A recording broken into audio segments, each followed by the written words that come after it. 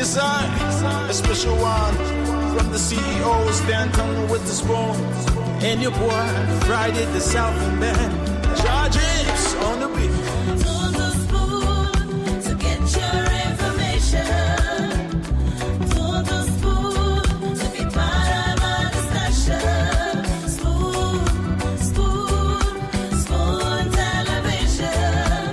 Spoon, spoon, spoon radio station.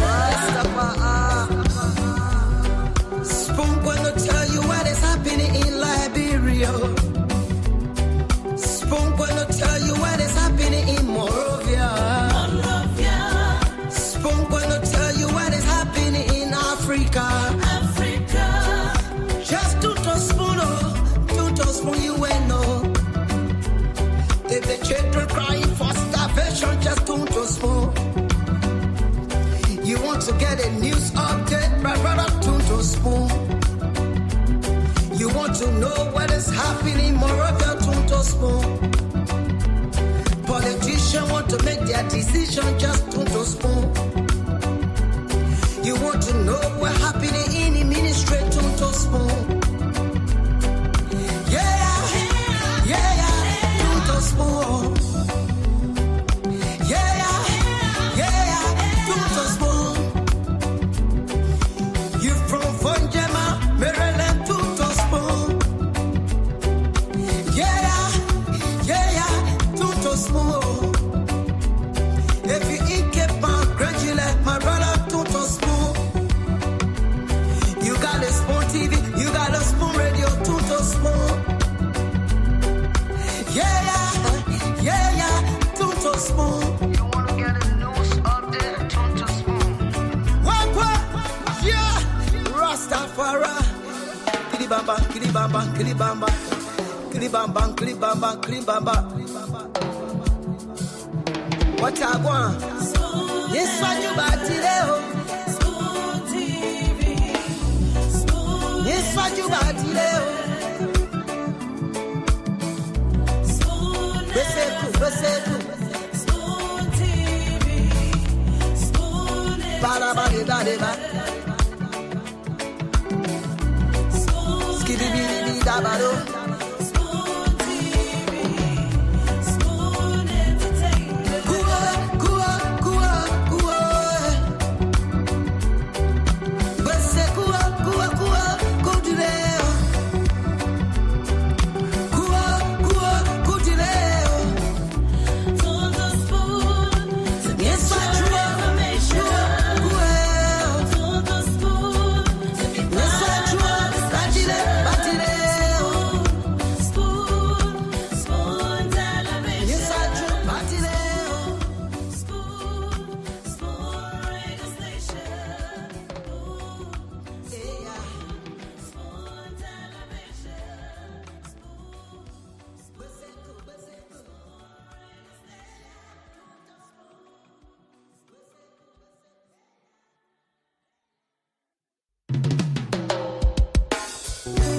Yes, a special one from the CEOs, dancing with the spoon. And your boy, Friday the Southern Band. Charges on the beat. On the spoon to get your information. On the spoon to be part of our discussion. Spoon, spoon, spoon television. Spoon, spoon, spoon radio station. Spoon gonna tell you what is happening in Liberia. Spoon gonna tell you what is happening in Morovia. Spoon gonna tell you what is happening in Africa. Just to spoon, you will know. If the children crying for starvation, just to spoon. You want to get a news update, brother, to spoon. You want to know what is happening in Morovia, to spoon.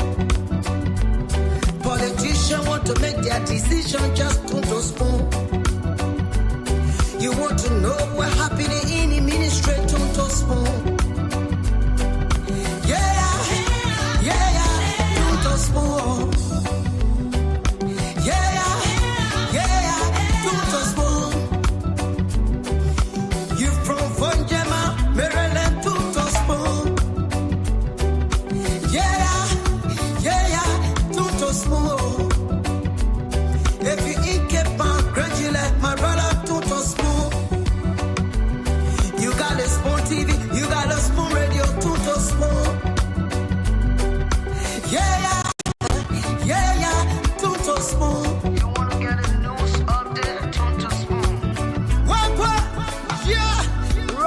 Biafra.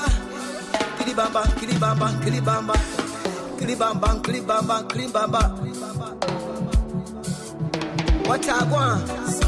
Yes, I do, Batileo. Yes, I do, Batileo. Beseku, beseku.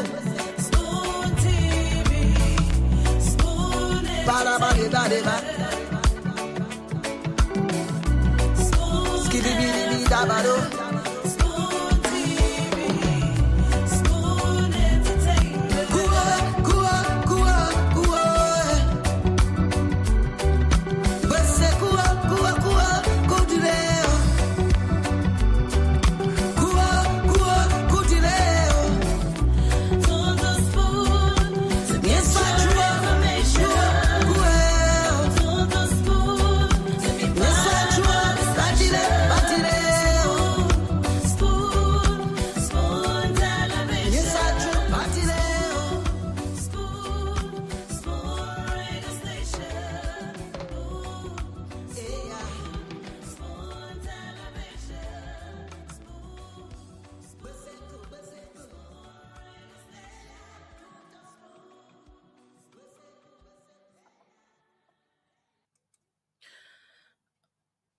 Okay, folks.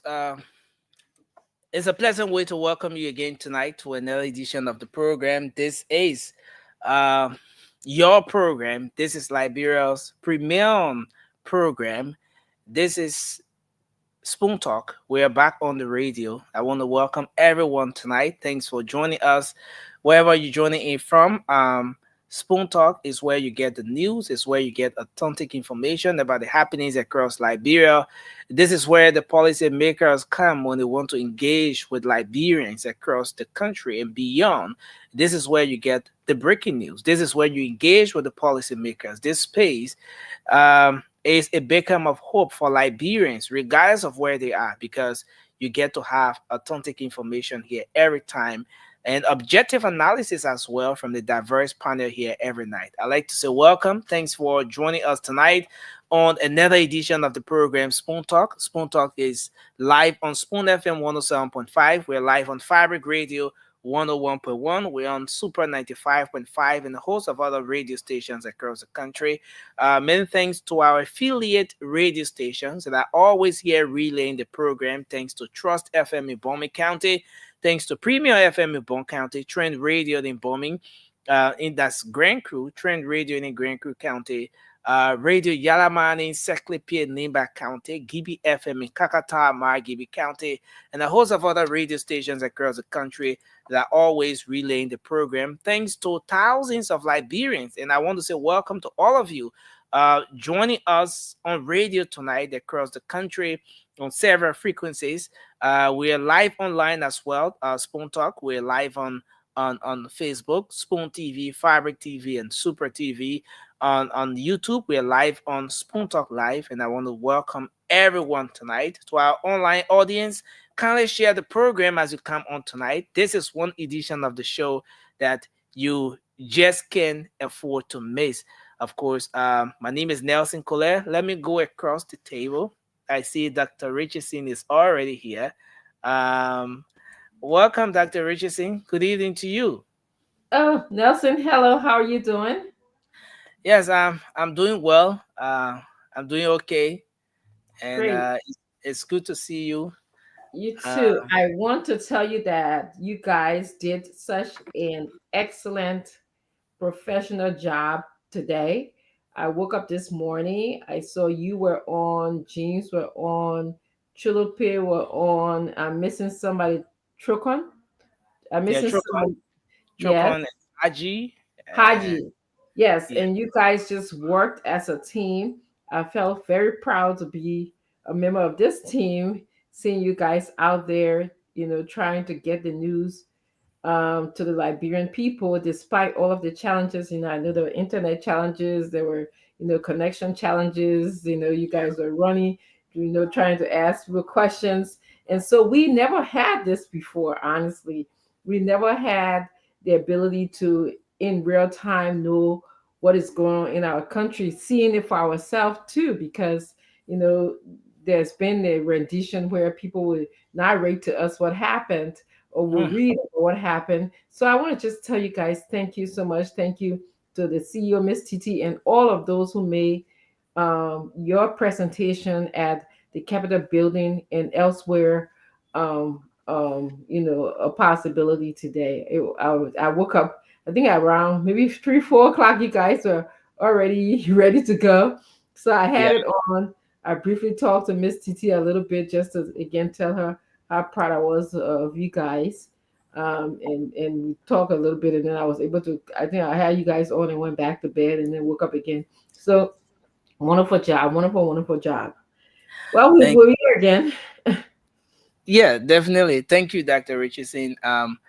And yes, the challenges will always be there, the internet issues. But at the end of the day, one thing we that gets us moving is the fact that we always consider the fact that the audience are not concerned. The people who look up for the news don't care to know whether you have your challenges, you tired, you sleepy, or whatever. The people want the news, and the fact that Spoon Network as an institution that Liberians look forward to get the news, that pushes us a whole lot to get it in. That is what we are able to start. And we do appreciate as well, Dr. Richardson, your Mhm, acknowledgement and compliments for um, mhm.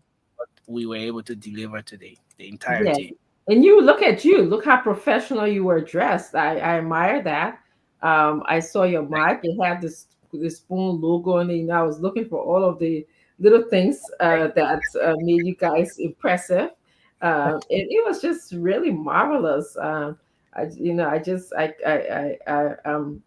by beside myself, just knowing that you guys did such a great job, and everyone who was looking at you guys were praising you, and so we'll continue to do the good work for the Liberian people. You guys just stay. I encourage you to stay focused. You guys are doing such wonderful work. Um, you know, I'm happy. I'm impressed. Thank you, Dr. Richardson. Thank you. Yes. So Plenty, plenty happened today. I know you know where to start from, but plenty happened in our country today. plenty thing happening in Liberia today. So now you want to start with the update, but you thinking where to start from. Yeah, but it's been an interesting day. And with the live reporting capturing the happenings in real time, yes, sometimes it creates a space where even before you give the update, there are some people watching the show who already know about some of the things that happen in the course of the day, because those reports came in real time, they were live. Yes, so there's been a whole lot crossing over at the lower house. Somebody say transfer window now open, you know, like in the football game, Real Madrid buying buying players from the other side and back up buying your own player. Yeah, transfer window. Like great people, they can really describe things really. Yeah, Yeah. yes, I know exactly what you're talking about, and waking up and hear you guys describe that as well. But I was like, really, but it's always good, Nelson. It's good for you guys also to update us because like the time change is different. I'm actually was listening to you guys, but now when I hear you, I'm able to process and think a little bit more, Mhm. because I was hearing you, but it wasn't, it was just like, because most of us is 4 o'clock in the morning. A lot of us are barely up. If we're Yeah. up, we probably on the job or doing something or just distracted a little bit. So now hearing you say it, now that I'm fully awake, I'm sitting down. This is just the perfect time for that. Yeah. So yeah, so today we were at the grounds of the legislature as early as 9. We got there somewhere around 8 a.m. to 9, 8 to 9 a.m. And in no time we saw the speaker. He was the first to get on ground today. He moved in with his team of lawmakers who are supporters of that block. And then next thing we saw was the arrival of the deputy speaker, um, Representative Thomas Fala, who is now the presiding at the majority block. And then he arrived, went straight into the joint chambers. Next, we saw the arrival of all the other lawmakers who are from the majority bloc. They went in, but they didn't spend much time before the building like they will do regularly, before the rotunda, right at that entrance where you have the seal up there. They will stand there, do the head count, how many lawmakers present. They count themselves, 1, 2, 3, 4, 5, 6, up to 40 or whatever before they go in. They didn't get to do that because there was this speculation today that there would have been much of attention of Capitol Hill, since in fact the draft national budget for 2025 was presented to that body, which didn't turn out to be the reality today. So based on that, they moved in, and we then saw the folks moving on with a session today. They went on to suspend some of their colleagues, Representative Marvin Cole, Representative Ato Red, and some of the folks on other committees were suspended from those committees, and they asked the relevant ministries and agencies not to do business with them in the name of the House of Representatives. They went on immediately to set up, let's say, appoint new heads of several committees at the House of Representatives. Uh, so that body voted for that particular process. So some of those appointed to committees today, for example, um, you have the lawmaker of District 4, Montserrat County, Representative Michael Thomas. He was appointed by the majority black today on the Ways and Means Committee. And you had other lawmakers. Representative James Collier of Bone County was appointed as well on the Rules, Order, and Administration as chairman of that committee. So what that means is that, as per what the majority bloc did today, uh, they their action is more like a way of replacing Representative J. Marvin Cole, because as per what the structure is from the angle of the speaker, Representative J. Marvin Cole is the chairman of that committee. But since they took the decision to suspend him today, they then replaced him with another Bone County lawmaker. Representative James Collier was appointed by him. What was replaced, right? Representative James Collier replaced him. And so they did several appointments to different committees today. And we also saw the crossover as well. They've been for the three lawmakers for a little over 2 weeks. They've been for the three lawmakers. We saw the crossover. More than now. Yes. So yes, initially they were 47, and then some shakings. They went down to 45, 43, and then when the deputy speaker crossed over, now it went to 40. It went to 42 when the deputy speaker crossed over 43. There's been some shakings in there, and today we saw Representative Bernard Benzin, DJ Blue. He crossed over today. No surprise here. No surprise here. Okay, you're not surprised. So that one that I'm breaking news for that, Richard.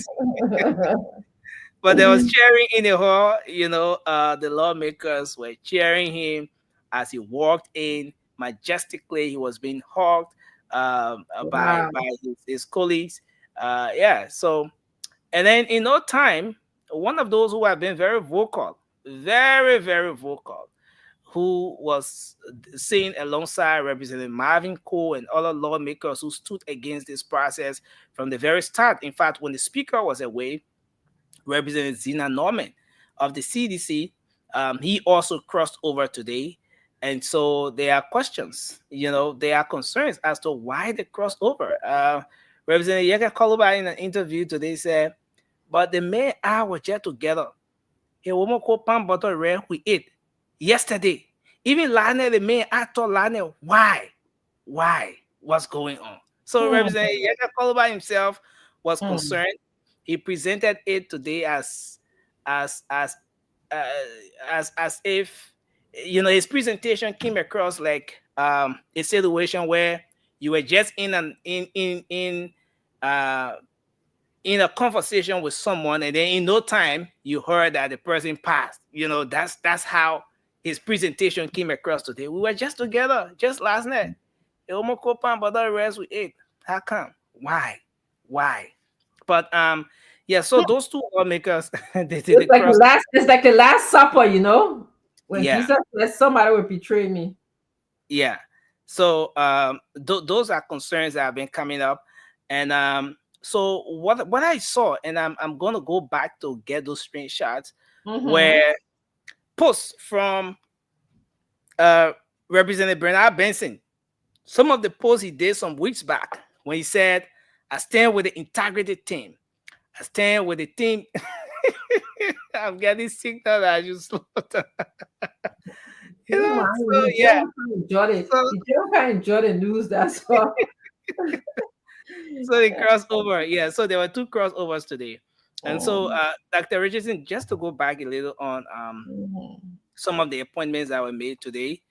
You have Representative Sekou Kane was appointed as chair on executive. Representative Nika K was appointed chair on foreign affairs.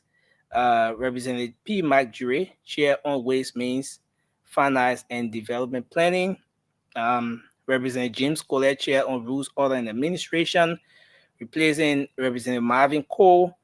Bongane Mengo, Bongane Meka, and then Representative Prince Konya,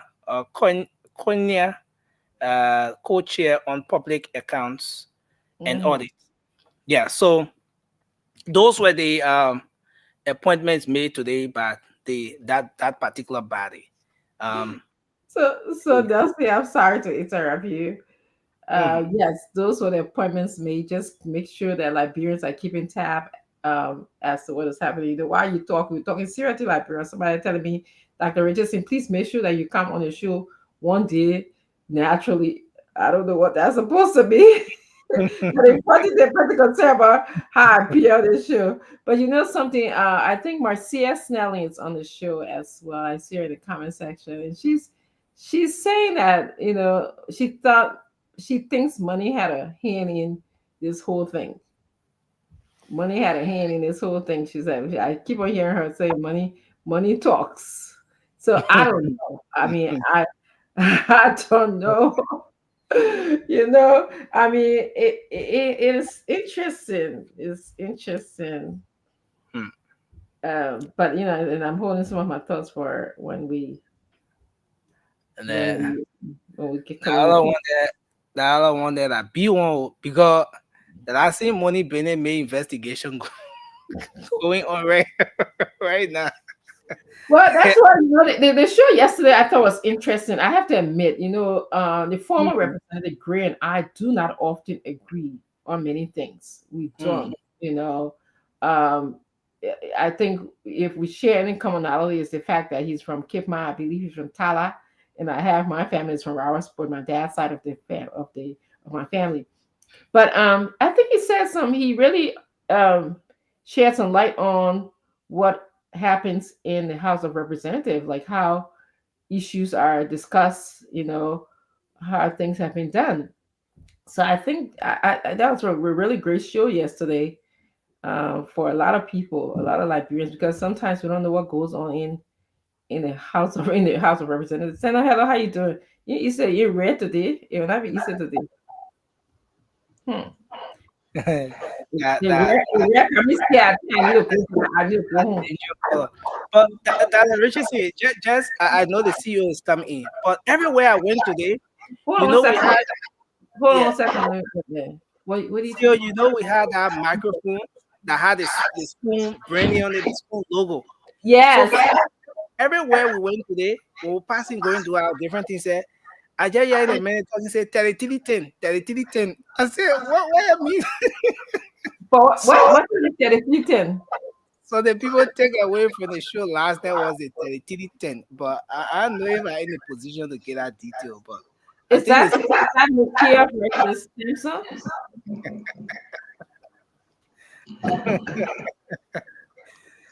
yeah. There was Oh, okay. Okay, I was stop right there because I thought, oh, I got out of it like the T10 and Nokia versus. There was a lot of stuff to take on the show, but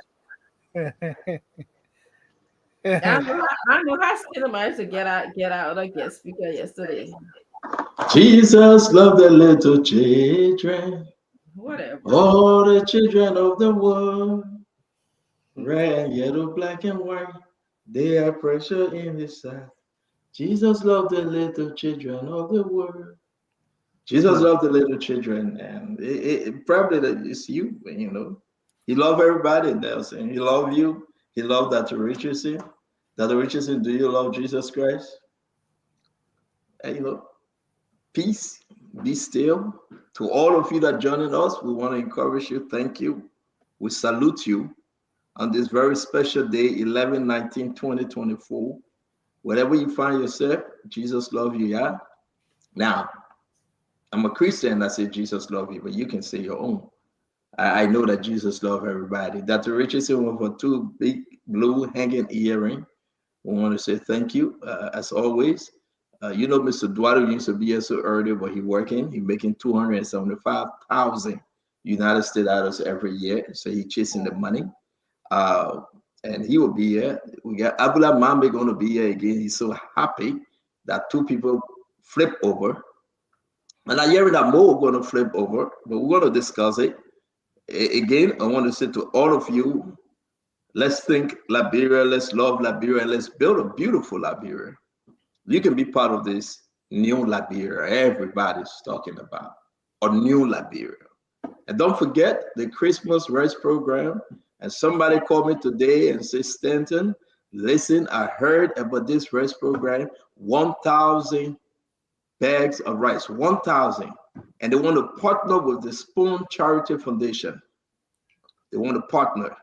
So everybody, listen, I actually, we can do more. But shout out to this group. They said, don't call our name yet, but they have agreed to give 1,000 bags. And I will say this, Dr. Richardson. We came on the show to ask for 1,000 bags of rice. And this group in Liberia, this organization, this good person decided to give 1,000 bags of rice. Wow. We still give That's our friend Ahmed from the Fulani community, they contributed $1,000, and the yes. seventh group contributed 500. Yes, So that very nice. 1,500, I'm still waiting to get the seventh group 500. That 1,500 will be an addition. But today I received this call, folks. Somebody, they got good people in this world. I want to call their name, but they said not yet, Stanton. They said when we give the rest, when we take the rest to the compound, and it's partnership. Their organization with this organization, but they are producing the rest now. 1,000 bags for the Christmas. That Richard said, you know how much? Even if you pay $20, you know how much that is? That $20,000. So if it's $16, $17, you do the math. The person is about to spend almost $20,000 because they love the Spoon Network and because of you. Somebody Christmas will be great. Amen. I am so happy. That's why I said Jesus loved the little children, all the children. Everything we do here every day is not in vain, my people. Everything you see us doing is not in vain. We're thinking, where we get 1,000 bags of rice from? Where? Dr. Richardson, the phone call came in, I missed it. The phone call came in again, I missed it. I said, but who the person called me? Let me text me. I said, hey, can you text me? They said, it's me, Stanton. Listen, can you call me back? That's okay, call me. It's from Liberia. Oh, wow. Yeah, the person from Liberia. If I continue talking, I will make a mistake and call the person name. Yeah, okay. No, they don't want. They want to deliver the rice before I can announce their organization and the name. Sure. But Dr. Richardson, 1,000 bag of rice. Somebody believe in the spoon that work. Somebody believe in you. Somebody believe in me.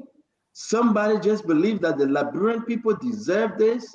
So 1,000. 1,000. Can you imagine? It's a lot. That's Thank you. I'm shaking, but I'm so grateful that when we ask for something, people that watch our program from Africa, Europe, America, all over. So if you want to add up to 8, again, we asking, you can. If you want to add up to 8, thank you. But somebody, amen. Not 100 bag though. And you know what they were trying to do? They said, well, can we give 100 bag to every district? You remember I did that before that to Richie thing? But for now, they say, the Christmas is so close till we give the 1,000 bag of rice. And all you need to do, like we did before, just call in. We will not discriminate. People saying that we're Dr. Richardson, do you have our Cash App information? Do you have our Zelle information? Today we're going to have a wonderful show. You saw everything at the House of Representatives, right? But I want to say this. I hope somebody can stop me. But Nelson, somebody in Liberia, not in America, not outside of Liberia, but in Liberia, that person is not a government official. I don't think they have worked in the government before. I have never heard about this person to the place to call. This I heard you yesterday, Stanton. We have to give back to the poor people that at least they can get rest. One bag, 25 kg, and they want to give 1,000 bag. Amen. That one we can say God is good all the time, and all the time, God is good.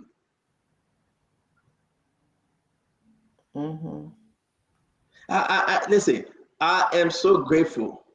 And I would say, we bless, we bless, we bless, we are blessed. We don't deserve it, but yes, we are blessed. Amen. We bless, we bless, we bless, we are blessed. We don't deserve it, but yes, we are blessed. We don't deserve it, but yes, we are blessed. I mean, Liberia will be fine. The lawmakers can fight among themselves, Liberia will be fine. The University of Liberia can be closed for now, Liberia will be fine. People, ministers and directors can steal, Liberia will be fine. Some way, somehow, Liberia will get better. You remember Union Fagon say LBS will now be the same? But this Liberia will not be the same, my people. It's not the Fagon way, though. No. It's the Ghana way. That Liberia will be fine. So whenever you find yourself, because of you, we are here. Because of you, we are here. Because of you, somebody is giving 1,000 bags of rice. Because of you, I'm seeing Fede Bala say he will add 2 bags. Because of you, my brother Ahmed saying that I gave $1,000, which of course, if you do the math, maybe it's over 50 bags of rice. Because of you, the 7 Christian community group gave $500. That's another 25 bags of rice. So this 1,000 we already gave, promised by that individual. We are about to go to 1,100, and because of you going to give, we're probably going to hit 1,500 bags of rice. Who knows? So everybody, You just come, you call your name, you collect your back arrest, you go sit down. And we will do it the second week of December because we want you to have that rest to eat. If we do it now, that rest will be gone before Christmas time. Mm-hmm. So we would do it. You don't need to do anything. You just call, we take your number. If you can't come, we'll drop it to you. Some of the orphanage home, we'll drop them there. Some of the little daycare then that people trying with them, we will drop them there. Amen. Let God bless us, man. Let God keep us. Let God bless our Republic of Liberia. Let God bless us all. So Nelson, what do you make of this? Let's take a few calls because we got a lot to discuss today. Again, thanks to that caller, thanks to that individual that called me at the appropriate time. We're going to call your name. We're going to put up your organization. They are partnering with the Spoon Network, the Spoon Foundation, and we will give back. Imagine we are collecting rest. We did it before. We're going to do it again. And somebody says, Stanton, 1,000 bag of rest on me. Oh, don't forget, Kalando said he gave him 50 bags. Mm-hmm. Yeah, Kalando apologized to Presidia and he said he gave him 50 bags. So this thing going to go to 1,500 or 2,000 bags. Who knows? But everything going to go to Liberia. Everything going to be about the people of Liberia. Everything. The people will rejoice. Somebody will eat that rest and say, hey, God, thank you to that person that gave. When they eat in that rest, they will be praying for you. They will be blessing you, your family, and everybody.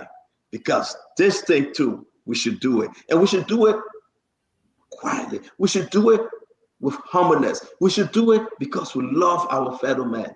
If you can't do this thing, then who are you? We have to do it. Now, see, let's go to the phone line and see. Let people listen. We will talk to politics. I got a lot of news for you. You remember yesterday I told you that there's a minister in this government, Dr. Richardson, maybe he went off. There's a minister in the government, allegation that a minister raped a young lady. Yes, right? I heard you. Mm-hmm. Yeah. The allegation that that minister, I said minister, I said director. So anybody in Liberia that director, you free. Right, Nancy? So all the guys looking at it, they say, oh, that means, no. If you are director, not you. If you are commissioner, not you. So let's do the process of elimination. Dr. Richardson, not commissioner, not director. What the other position again? Not assistant. If you are deputy minister or deputy director, not you. We are talking about minister proper. Minister, the first man in there. So let's go back. Somebody else was standing up. You mean director? No. It's a bad thing though. They raped the young lady. That's an allegation. That's an allegation. But again, if you're a director, not you, don't worry. You're free. If you're a commissioner, you're free. If you're a deputy director, deputy minister, assistant, you are free. So Fagon is free. That's not Fagon because he's a director. He's not a minister. Right, Nancy? Yeah. It cannot be Fagon because Fagon is director. It cannot be Mo Adi because Mo Adi is director. It cannot be Sekou Dukle because he's director. It cannot be Amos Sweat because Amos Sweat is director. Who else again? Who the other director we got? It cannot be Double Jada because Double Jada is commissioner, right? Yeah. So who we got? No, it's not. It's not CEO. No CEO. Huh? It can be CSE director, Junior. No. It cannot be. If you director, not you. If you director, not you. If you assistant, whatsoever, not you. No. If you're female minister, not you. This is a male. So do the process of elimination, then we'll go in the story. But this thing is bad, Dr. Richardson. So all the ministers that are they looking at themselves. They think why they become a minister. So this is what happened. And I plan to call this minister before I even send the information to the president because I have to.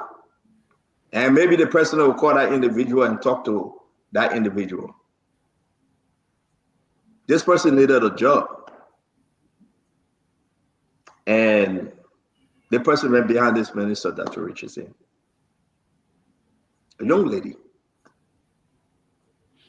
And the minister decided to tell the person to come and meet him somewhere.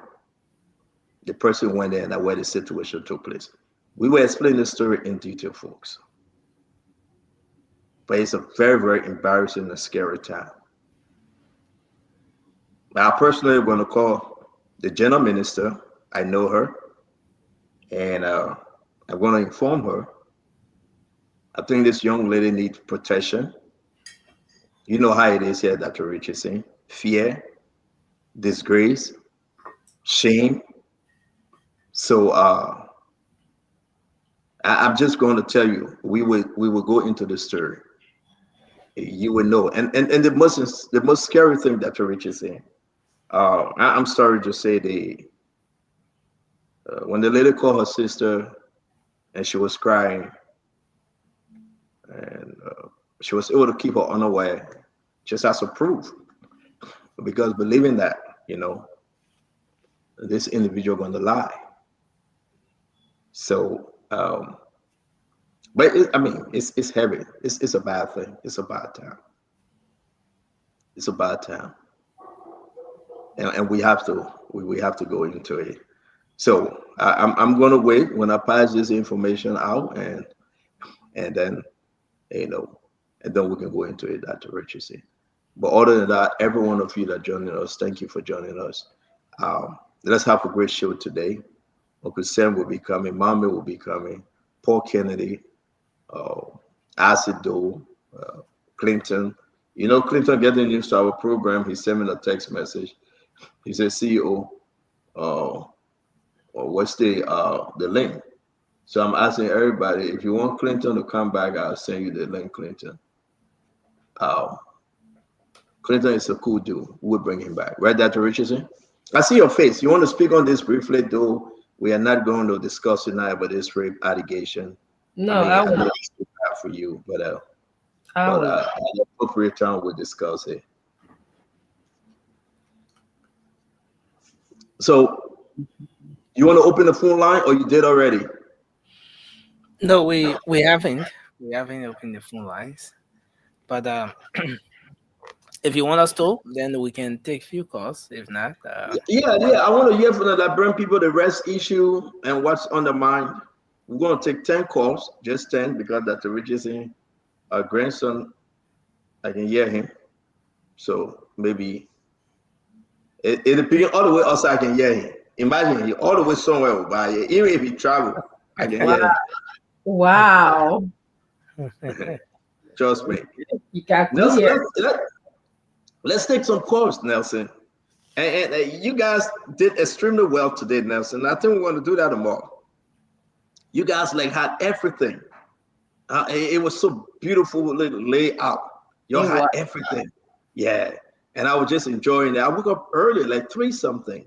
And people say, well, why are you asleep? Why are you up? Listen, the brother got to wake up and pray. That's when I pray. That's when I talk to God. When everybody's sleeping and it's quiet, Dr. Richardson, that's the best time to pray. So that's the best time to pray for Liberia and pray for everything that is going on. So again, Nelson, let's take some calls.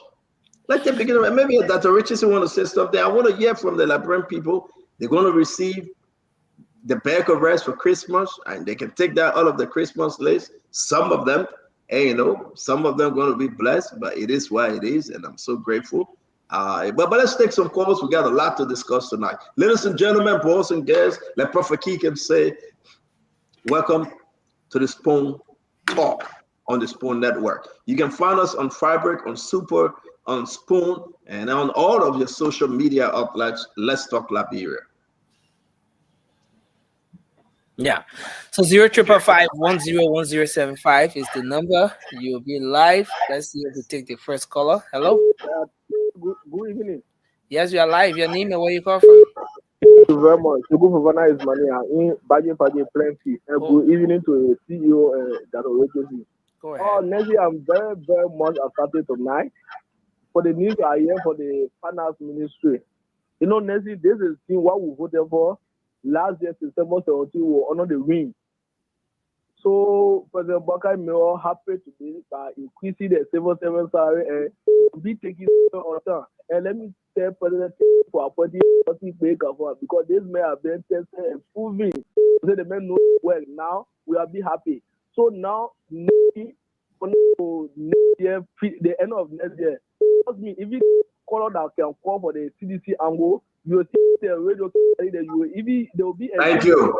to call because the president will deliver.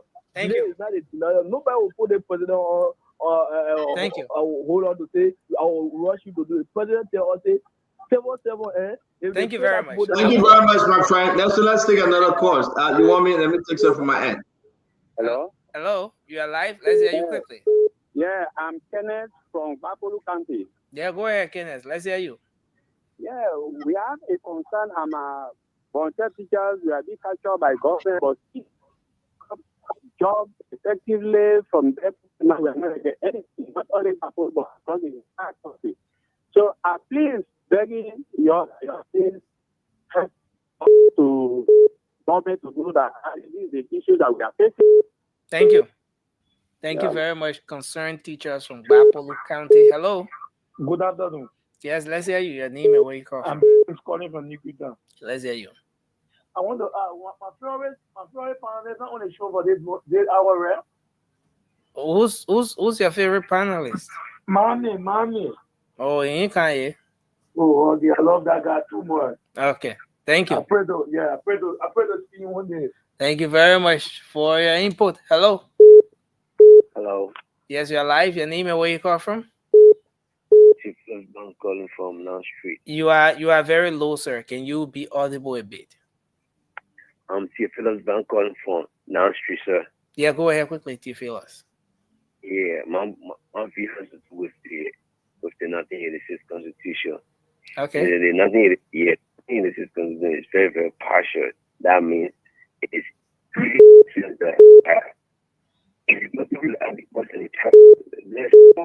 Yeah.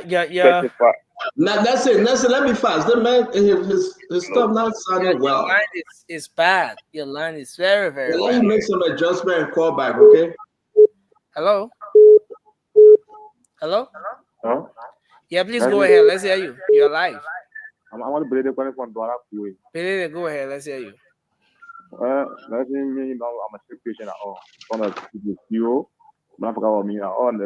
Oh, Christmas so you know that big arrangement for the red. You must just call. When the red business start, I just call. Once you call, you will get bigger red too. Hello? Yeah, nothing. Yes, you are live. Let's hear you. Yeah. This is Papa Moro calling from Raleigh. Go ahead, sir. I really want to tell the CEO, which is Boom Breaker, about the rate issue. You are afraid to go and talk about the rate issue. You should not be afraid. You say, oh, what's going on? What are the minister or that minister will know that you can go through. So you might not be afraid to call the people. Oh, you want you to call the person in right now, right? Very Okay. well, because it's a boom breaker. So depending on you to dollar boom. Thank you. Yeah, I love boom gets you right now. Hello? Hello. Yes, you are live. Let's hear you. Okay. That's it. I just called this after the service. Very touches my mind to tell the CEO. You see, sometimes when Isaac Blamado is spreading news The of man, as it do, the man I get blama in here. Yeah, the man I get when blama. Isaac is getting information that the one yesterday at the end of the show that the president went to beg the Sierra Leone president to negotiate with the Guinean president on something different. It is not good. When he tried to do his propaganda, he should have the facts and everything surrounding that fact. The old man went over there to talk about agriculture between Sierra Leone and Liberia. And he came yesterday to say the old man went to talk to the president of Sierra Leone to talk to the junta leader. That type of information is not good at all. Thank you very much. Let's hold you there and take another person. You can keep your calls coming to 0555-101075 and you'll be live on the program tonight. Let's take another person. Hello, you're live. Your name and where you joining us from? Hello. Okay. Let's hear you. Hello, Yes, go ahead. Let's hear you. my name is David Warman, and I call you from District Number 3. David, go ahead, sir. Thank you. Let me extend my appreciation to Honorable President Walker for the engagement that he's carrying on concerning the conflict at the House of Representatives. To be specific, Mm. I hope and pray that the energy they using moves because Kofa in the name of Kevin on leadership, they will come and allow that house to be audited by the GAC and they will do things in favor of the Liberians Thank you. and not for their own pockets. Thank you very much for your input, sir. Hello. Hello, Yes, you are live. Let's hear you, sir. Your name and where you come from. caller S. Wiggy calling from Soakley. Yeah, let's hear you. We lost him. Hello. Yes, you are live. Let's hear you. Yes, Robert Napoli. Yeah, Mr. calling, Tanapoli, go ahead. I'm calling from Corway. Yeah, let's hear you. I want to say thank you to you, the CEO, for the information and your electing Liberian to have good understanding of information. And I'm very grateful. There's the only station I'm listening to. Okay. I want to commend you guys for the job well done. I pray that God will people and like the whole Liberian will be able to listen to you to get good information. Thank you. I pray that one day I was still the CEO. I really love him. I listen you on the WhatsApp on Facebook Okay. and come. Thank you. Okay. Thank you very much. The CEO say when you come Liberia, you will stay invite to you. Hello. Hello. Hello, yes. Yeah, go ahead quickly. Let's hear you. Yeah, I want to say thanks for you, thanks for the CEO. But I want the CEO to please break that to break that rape issue, please. Mm. Yeah. One the boom broker to break every news. Okay. Yes, thanks to Spoon. Thanks to all of you guys. Thank you very much for your input. Oh. Hello. Yes, hello. Yes, you are live. Your name and where you come from. I'm K. Kamara calling from Jubert Road. Kamara, go ahead quickly. Let's hear you. Okay, I want to say very big thank you to the Spoon family for bringing us information always. Okay. And my issue tonight is the registration process that is going on when it comes to vehicles and other moving objects. Mm-hmm. The inspection. Yeah, that's one. What's your issue with the it? lawmakers today? Some of them really what happened today and what is happening now is just that Liberia now. If somebody want to do government work because you feel that you can talk too much, so they don't even know their functions. Thank you. They call themselves this or that. So they go in the house, they get everything because they can talk too much. People vote them, they don't know what to do. Thank you very much. The registration issue. Most of the same people, representatives and senators, they have more than 2-3 cars using one license plate. Why other people suffering? To register one car. Senator representative with one license plate divided on all their cars. Why for? Thank suffering you. Young man.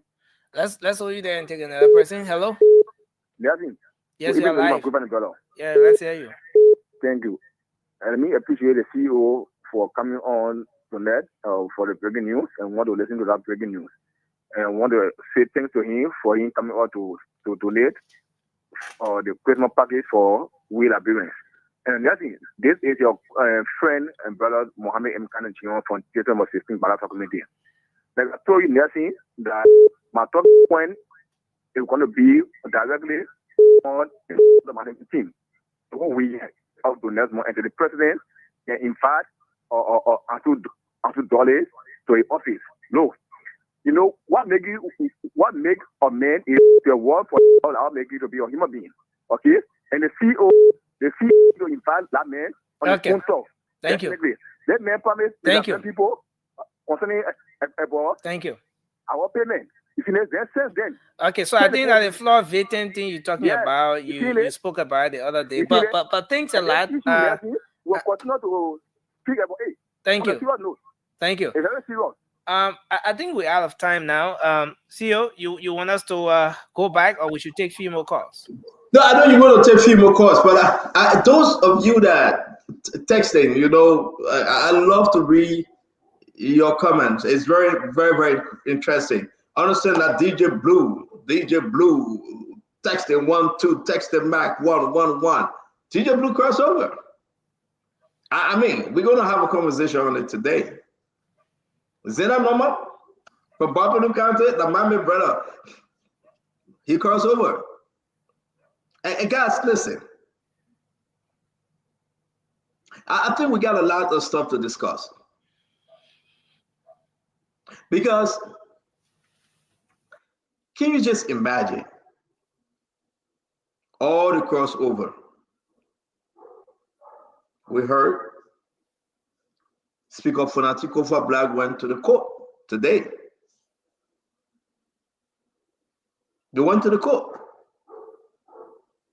And what happened? Right on McDermott's. I think I wanted fire or something. But how will this whole thing end? I know, and I will tell you. The whole thing, suspension, reassignment, new appointments, how will the whole thing end? Will this benefit you? So my opening today before our dear sister, Dr. Francine Special, the woman that was born in Brooklyn, New York, cheating with Richardson, coming. I just want to tell you, do you know how it will end and will it benefit you? So that's our question for tonight. The whole House of Representatives saga, will it benefit you? What in it for you? What in it for Liberia? What in it for the poor people? Because every time we come, the person we should ask questions. So we're asking you now, for that team will go, for that team will go. And listen. At the end of the day, for that team will have to go. Whether today, tomorrow, in 3 months, in 6 months, no matter how long it is, for that team will go. That reaches you 1 minute.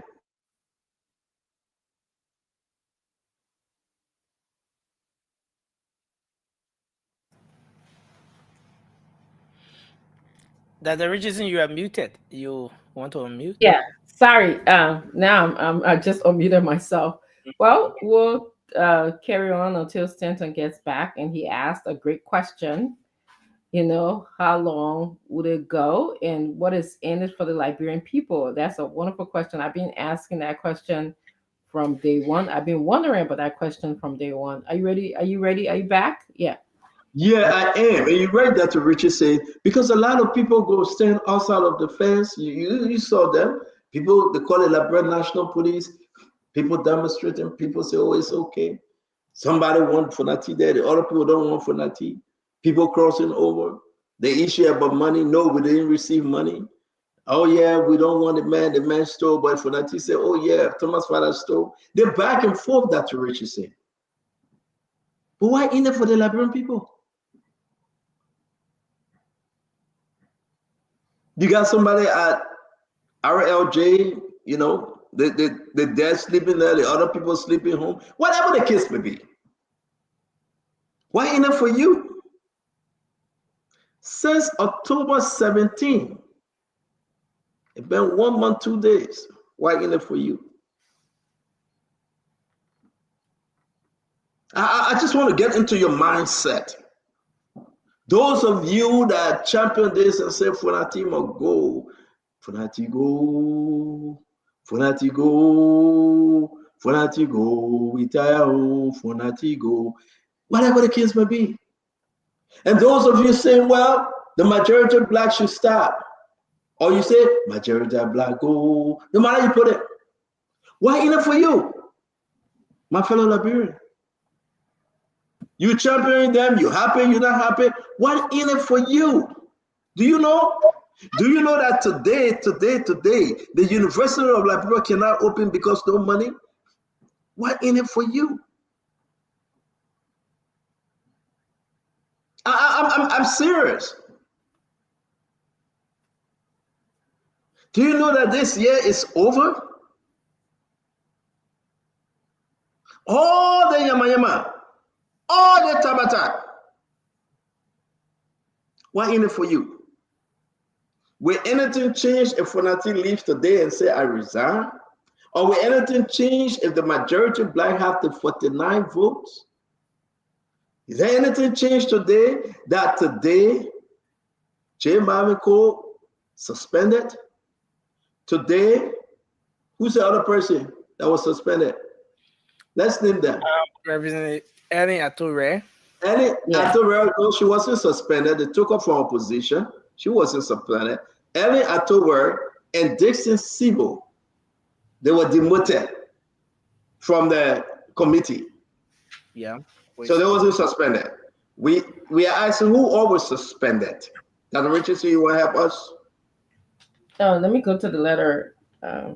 You see, that one made Dr. Richardson to be a professor. She said she doesn't want to make a mistake, Uncle Sam. She said, let me go to the letter. That's what a professor would do. They will not only speak, they won't speak with accuracy.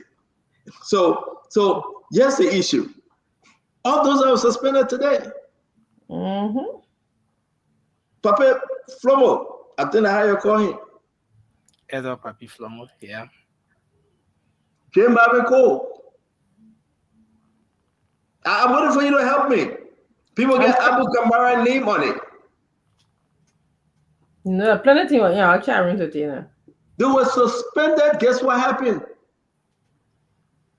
For 30 working session days.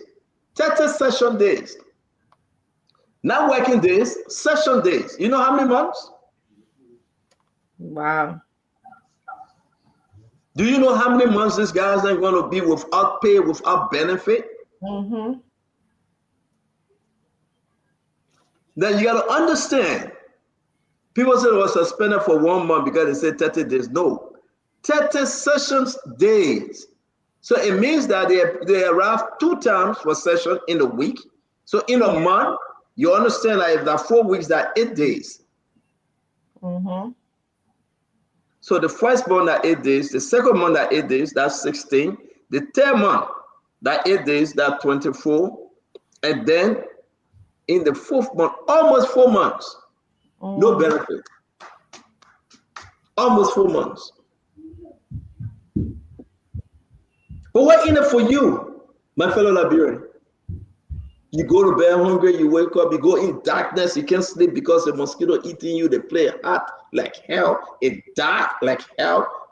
What in it for you? Mm-hmm. Now, I'll rest on this one. You got to get Dr. Richards here, Augustine's the time to speak.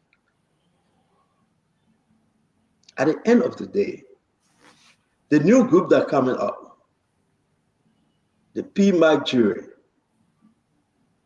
the James Colette, those people that they gave assignment to, the presiding officer who is the acting speaker right now. Don't tell me about the rules. Don't tell me about the law. No, I passed all of that.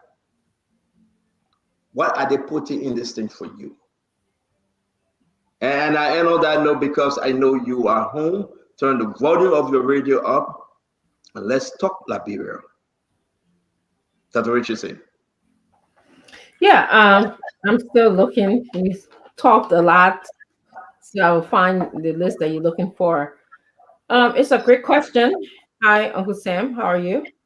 Want to welcome Liberians, and I want to join you in telling the crew, James, Nelson, and to the rest of the guys, they did a wonderful job this morning. But let's go back to the question of what is in it for Liberians. That's a wonderful question. And that is the question that I have been asking for a very long time. These anti-rule individuals came up with, a list of complaints, and they've never said what is in it for the Liberian people when they come on to our platform and say what their needs are. But I know when I ask for sticking with the rule of law, getting 49 persons to remove Fonati Kofa, I'm asking for maintaining stability in our country. I'm asking not to chip away democracy for the Liberian people, because I know the beginning that we start to chip away and erode our rules, our laws, our constitution. We start to interpret it because of how we feel or what we want. That is the beginning of suppressing someone. That is the beginning of authoritarian government, not a majority, or that is not democracy at all. So, what is in it for the Liberian people? That is a great question. How is changing for Nati Kofa and bringing in this new, ushering this new group of people going to be different for the Liberian people? Are they going to look at the budget a little bit differently? Are they going to ask for more questions? Do they have any experience with working with the budget? They already removed, their Ways and Means and Budget and Finance chairperson, and they brought in their own. So that's a wonderful question, and that's why Liberians should ponder. This is why we should keep our eyes and ears and our intuition. We should keep that alerted, because this is tough, interesting times for Liberia. I'm surprised. I will say this. I'm surprised that the president, in my opinion, has taken a side. And the reason why I say this is the manner in which the budget was submitted, recognizing a presiding officer as opposed to a speaker, number one. Number two, allowing members of his government to attend hearings that were called by the anti-law individuals. I believe that somehow he's sided with the anti-law individuals. Perhaps he's doing this because he wants his agenda to go through.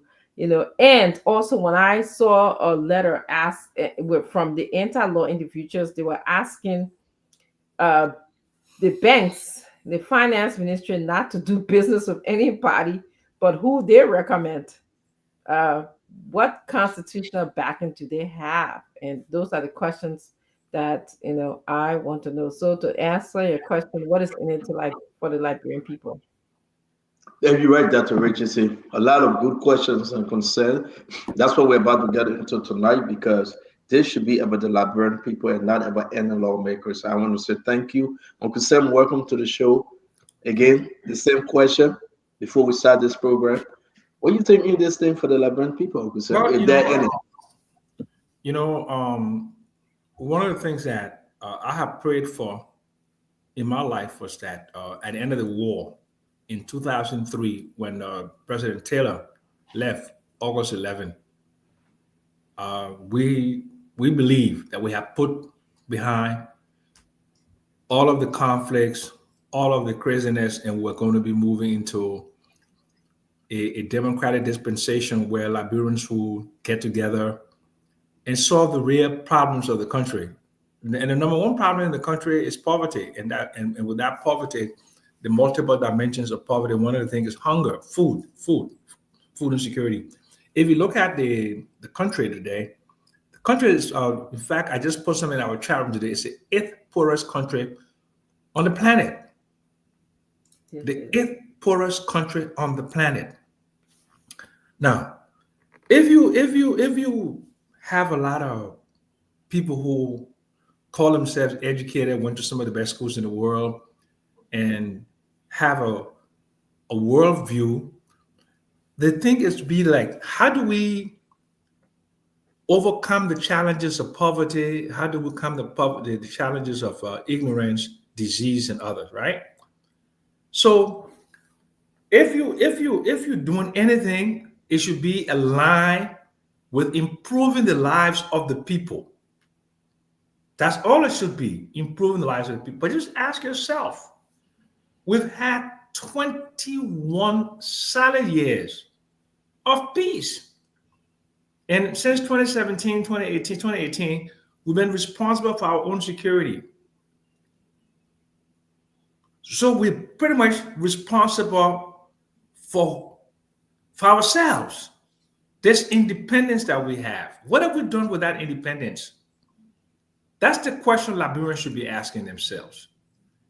With that independence should come some innovation and creativity. And unfortunately, none of the governments in the post-war have begun to scratch the surface, of the problem. And they make all this noise about how educated they are and how brilliant they are, but it's all patently political. Right now, there's a pro-Fanati and anti-Fanati based upon party loyalty. Unity Party people want Fanati to go, and they've conscripted support within the CDC to achieve that objective.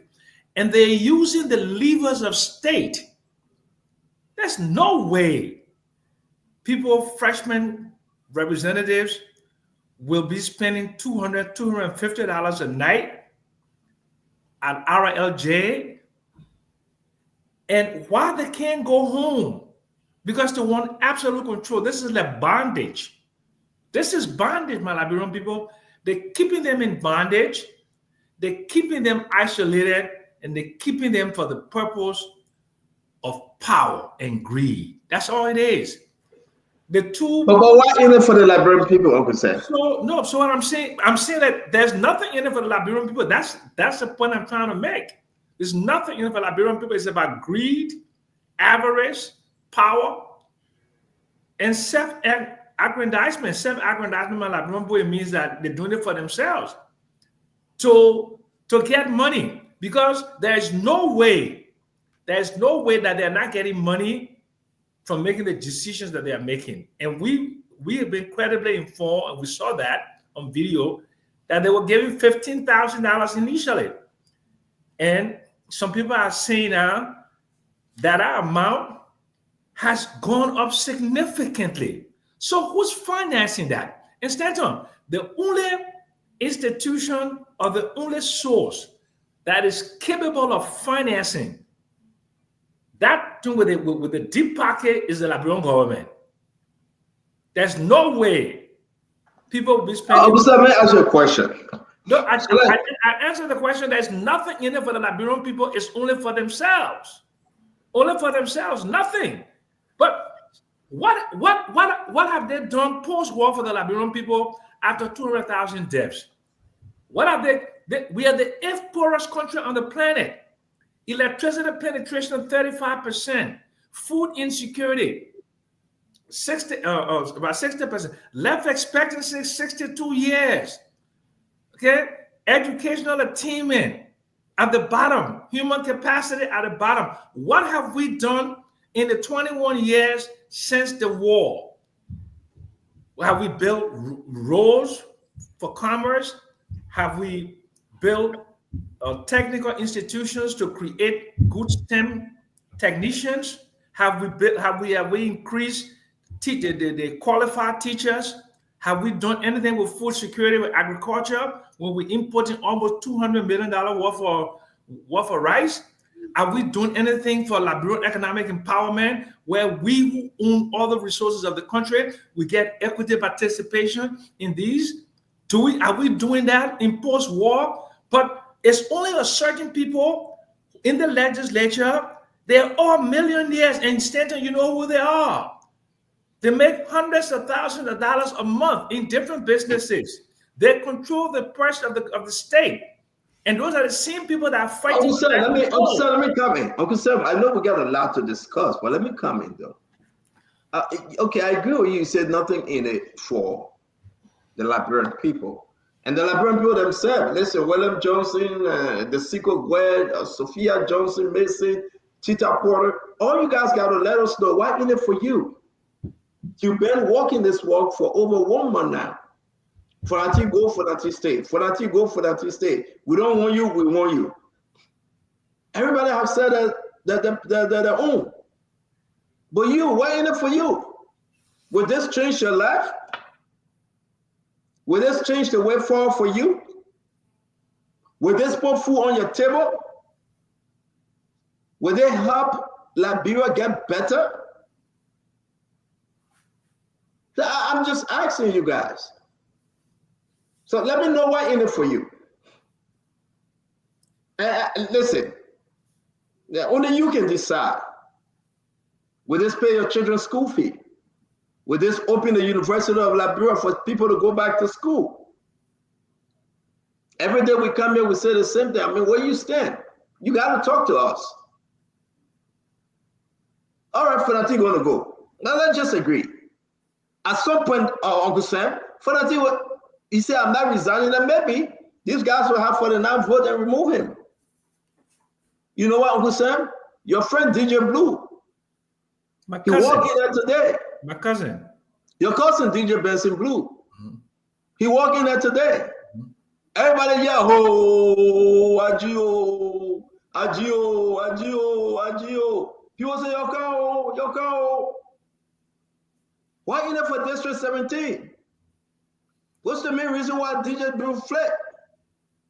But you saw DJ Blue's post. He said he was standing with Funati, but this is politics. Listen, DJ Blue is my friend. It is not politics. No, it is. Uncle Sam. No, listen to me. But let me finish. Uncle Sam, let me finish. Because the issue here is that he walked in there. Who the next person came after 30 minutes? Zena Noma, my good brother, mommy brother. They're all from Bapalu. Zena Noma said he's doing it for his people. He's doing it for the country. Why in it for his district in Bapalu? We always have for the family. Listen. Let's just say this. Fanati as a speaker, what did you benefit? Fanati not being a speaker, what will you benefit? It should be able to liberate people and their interests. So let's have some real talk here tonight, Uncle Sam. Let's have some real talk. And everybody will understand. Whether you say money change, Uncle Sam, let's be truthful now. Since your days, your young man days are coming up, money change in the places, right? No, not really. No. Uncle Sam, Madam Sally, their money change. No. Their money changing hands is been post-war. Uncle Sam, but that's why we are not going into that history as to who's the angel, who brought it up. Let's just be very clear about the origin of the payment of money to legislators to remove the speaker. We don't pass that. We don't pass that. And we graduated from that school. We graduated from that money. school. Let me land. The use of money to ratify bogus concession agreements came in after the war. You were part of it. To be frank, you love Madam Sally. I didn't say you receive money now. But I'm saying you were part of it. How can I be a part of it when I'm not in the government? At some point, you negotiated for the same Alex Tyler when they wanted to remove him. You didn't do it. I did not negotiate with Alex Tyler. I was the intermediary between him and Madam Sally. Did you do as a pro bono, Uncle Sam? Of course. No, your transportation was paid. They gave you money, Uncle Sam. Did you wake up, Uncle Sam? Hold on, I tell you myself. When Alex Tyler was going through his stuff, did you wake up one morning and say, "Oh, Madam Sally, send me, let me talk to Alex Tyler, let me be a mediator"? And she said, "Yeah, go my blessing." You always misunderstand me. After the war, I went to Liberia with plenty of money. I'm not asking about your money in one way. No, don't change the conversation. But the people need to know that. Because you but I'm not asking about your plenty of money. I am asking a simple question. Yeah, but you were involved with the Alex Tyler situation.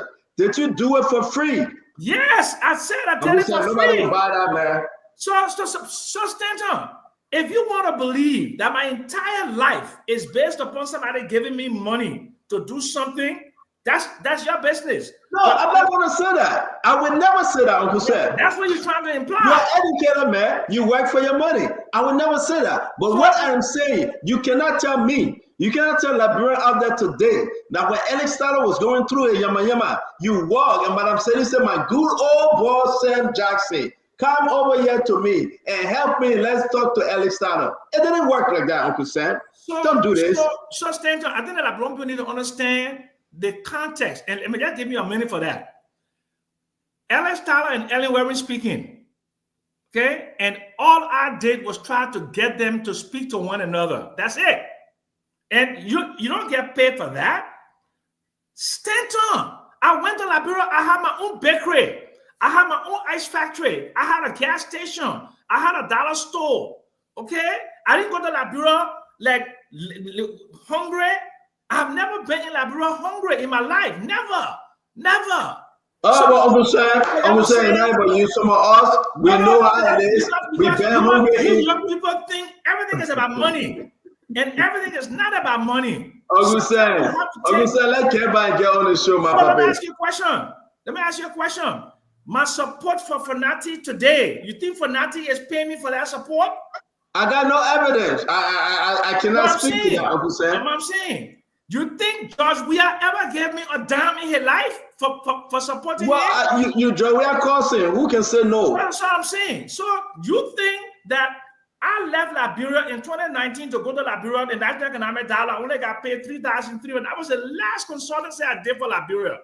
Stanton, I'm it not cannot like be that. the last consultancy. That's not true. You wrote a paper for Samuel 12 for $25,000. Yes. So don't say it was the last consultancy. That was the last. I did that consultancy in July, and then in September we had the National Economic Dialogue, and that was 5 years ago. 5 years ago. Uncle Sam, let's move on. This is not about you because you can't move on because you're trying to portray me as a money grubber, as somebody who is. What I'm trying to tell you. I don't Uncle Sam, time out. Time out for you too, because you are misinforming the public about who I am, and I don't want them to think that I do things because of money. Hell no. You pay me for coming on Spoon every night. You pay me for coming on Spoon every night. You want me to answer it? I'm asking you a question for the last 2 years. I've been coming up by my own scratch card. You been giving me money for that? Let me answer you, Uncle Sam. Yeah. Uncle Sam, we don't give money to anybody for coming on Exactly. Spoon. Okay? But I will say this to you, Uncle Sam. You're doing it because of Liberia, and this is selling your brand. And I love it because it's selling me too. But we are doing it for the Liberian people. I don't have to give you money. I don't have to give you money. But I want to say, Uncle Sam, that's okay. That's okay. Let's have a great show today. I know I was going to get under your skin, Uncle Sam, because you always come here firing, and somebody got to get under your skin. Dr. Richardson went back. I want you to get under my skin so they can see my emotion, that I'm a human being. I'm a human being. I'm not cold-blooded. I mean, I respond, you know? Uncle Sam, we still love you, yeah. We still do. I love you guys too, but I mean, I don't want anybody to have a mistake about that I do things because of money. No, hell no. I make my own money. I'm an independent man. Oh, so we agree, Uncle Sam. That's what Richard said. You see that? Hey, look at everybody calling me. Madam Titi said, leave Uncle Sam small. I do not know Uncle Sam, but that Richard said, I do nothing to Uncle Sam. If you check the paper can go way down in history. Listen, he said he have never slept hungry. He have never went to bed hungry. No, I never said that. Hey, Uncle Sam. No, I never said that. I never said that to you. Because I've had my ups and downs in the 80s. I had a drug problem. Okay, and everybody from New York knows that. I was working for the bank. I made a lot of money, and I messed up.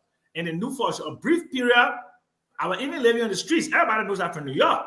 But I built myself back up and became who I am today. You can ask Toyiwa Harris, you can ask Reverend Charles Martin, you can ask anybody from New York. Okay, I was so up in okay New York and I came down. Thank you. I made myself. Uncle Sam, we okay. I beg to leave you for a break, please. That's what you're saying. You leave yourself for a break because I'm hitting you too. So we were speaking about. We're speaking about Liberian people interest. Now let's talk about the Liberian people. That's what Richard said, right? Yes. What in it for them?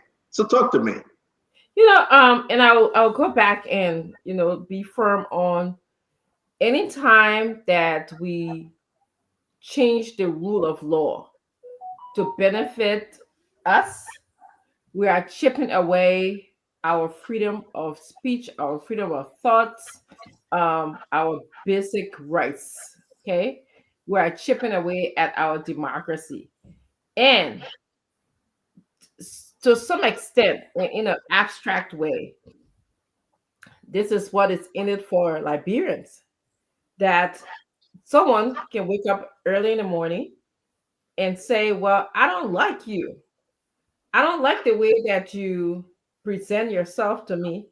I don't like the way I can't sit under your gavel and they can make those decisions and bypass the rule of law, hijack our country, whereby nothing will happen. There's no allocation of money. There's no lawmaking that's happening. And so that is what, in an abstract way, that is what in it for the Liberian people. Yes, decisions were not made about schools, about hospital, about infrastructure when we had this hijacking of the government. Decisions were not being made for the Liberian people. And so this is what happens when we have this kind of crisis in our country. So that is what is in it for Liberian people in an abstract way. Again, I want to ask all of you out there, welcome to the show, Brother Clinton. I want to ask all of you out there, it's very important for you to know that your case, your situation may be different, but ask your lawmakers, ask your representative, and ask your senator, what have you done for me? What have you done for this community? What have you done for the people of this district? And look in their eyes and let them answer you. But I want to say, Uncle Sam, let me come back to you. We can bring in Brother Clinton.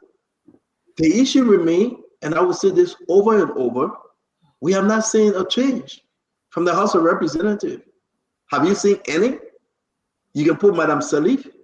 You can go back to Judy Bryan or Chastita, George Manawia. What have you seen?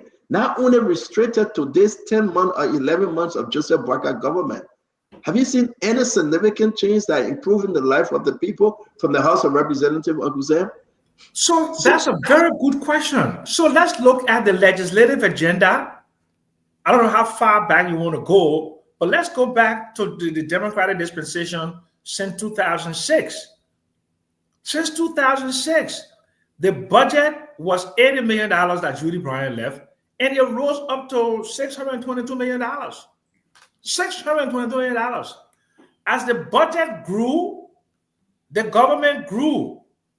Right? So you have about 70 to 75,000 people on the payroll today. You are not creating jobs fast enough in the private sector to absorb people. The government is the largest employer. Which country will have the government as the largest employer and be a serious country? What have they done in terms of education, in terms of legislation to improve education? What have they done in terms of legislation to improve health of the people? What have they done? The most serious and existential threat to the country of Liberia today is drugs. Drugs. Drugs. There are no credible drug rehabilitation centers in the country manned by professionals. The drug problem, and estimated by Hassan Fadiga, said about 1 million drug addicts in the country. What is this 55th legislature doing about the rampant drug addiction in the country, about food insecurity, about education? You saw the children the other day from Nakataba school there. Senior students who barely speak English. Dr. Richardson, you saw that. You saw the principal, he couldn't even speak English. Stanton, I've been to all 73 districts and 15 counties in Liberia. You don't even know 10% of the problems in those far away, far-flung villages and towns where some of them you have to use canoe to get to. Places like Vubadi. Places like Vubadi. You go there, you will not believe that people live in those kind of places and live in those kind of conditions. These are the things that I believe and I trusted that after the war, that we would try to build a country. We would try to be competitive. Ghana. Thank you, Officer. We'll come back. We want to make. Thank you, Officer. Let's just take a quick break from these things because we're going to go into it more. I'm going to ask you, Clinton, and welcome to the show. I know we're talking about the House of Representatives. We still on our. Let's talk about. Stanton, you come in weird. I am. Yes. Am I okay now? You're a little blurred. We can't see you clearly on the camera. I My don't know what. camera? Okay. Look. Oh, we can't see anything now. And Uncle Sam just left. Yeah, I think you look better now. Yes, you look better now. Can you talk? I Let me look hear. better now. Good phone call coming back just now. I coming back just now. All right. Okay. Am I good? Yeah, Darius, what's up? No. Mute yourself, Uncle Sam. Mute yourself. Let me mute Okay. Uncle Sam. Okay. Um, much better. Stanton, speak. Let me hear you. Let me go out and come back in. You go ahead. Let Clinton talk. Clinton talk. Yeah, Clinton, you want to do your opening to the show? Your thoughts? You guys were talking about the legislature, but the Yes, legislature Clinton has. has actually raised the question: what is in it for the Liberian people? This whole rigmarole that is happening at the legislature. What can the Liberian people say that they are benefiting from the Well, the Liberian rigmarole? people have not benefited anything meaningful from the legislature, not just this process. Like Uncle Sam was saying, over the last decade or so, we've not the legislature has been embroiled in a lot of different problems. We've had a lot of incompetent people. I remember under Madame Salih, the first legislature after Madame Salih, you should have read the profile. Complete disaster, and over time, this legislature has not done enough as far as providing the oversight that they should provide.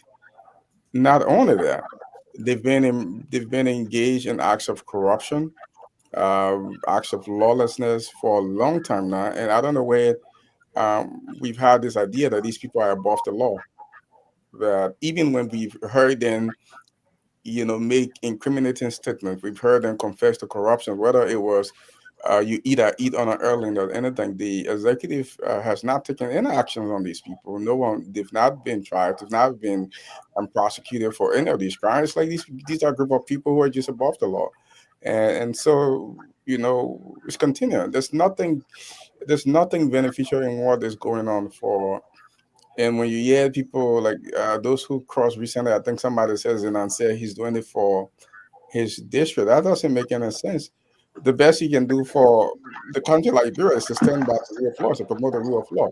You don't stand by your country and by your district you represent by engaging in acts of lawlessness. That's not standard. So this legislation has been a problem. We have to come to the point where we have a president who's taking the oath of office very seriously and is willing to fight. Unless you start to be serious about the rule of law in Liberia, every problem we have in the country, from the taxi driver, from the people selling on the street, all the way to the legislature, it's all a law enforcement problem. You know, until we can get that president who is serious for enforcing the rule of law in Liberia, we've always had these things happening. So that's it. So let me ask you, am I good now? Am I good? Yes, you Yes, better. you're Very good. Yeah, good. let me ask you a question though, and then we'll go to that Richard said because we get into this thing. Mhm. What say you, Clinton, today, the majority black, two individuals from Funati camp crossover, DJ Blue and Zena Normal. They are saying more people are crossing over. But Thursday they can probably go to that 49 or 50. Let's stick with So, what they have right now. Let me learn on this a little bit. uh, Let's stick to what they have right now. If you add Thomas Fowler, they will be up to 46. Just three more. What do you think Funati so should do? What do you think Funati should do? I've always maintained that the speaker should not resign. And the reason I've always said that is because we have to have respect for the laws in our country. And I've listened to Finati a few times, and Finati have said he's not going to resign. Finati have not said that he cannot be removed as speaker. Finati have not said that he's going to illegally continue to occupy the office of the speaker. All he says is that they should get the required number. And me, I'm not interested in whether Finati is speaker or is not speaker. all my interest is that the people who are elected to represent the interests of our people who swear to uphold the laws of our country, respect the oath they talk. So if they are able to get the 49 members to remove Fanati, fine. We just want them to do the right thing and start dragging this entire thing on. Yeah, but if everything you say, if we have to take that Dr. Richard say, Snow say I'm not going to resign, I'm not going to resign, I'm not going to resign. Get me your 49. When they reach the 48, get in the 49. Snow resign. Something is playing your back. Is that you, Clinton? You got TV or something on? Then we're going to go No, I'm in the to. office. Oh, okay. Let me close my door.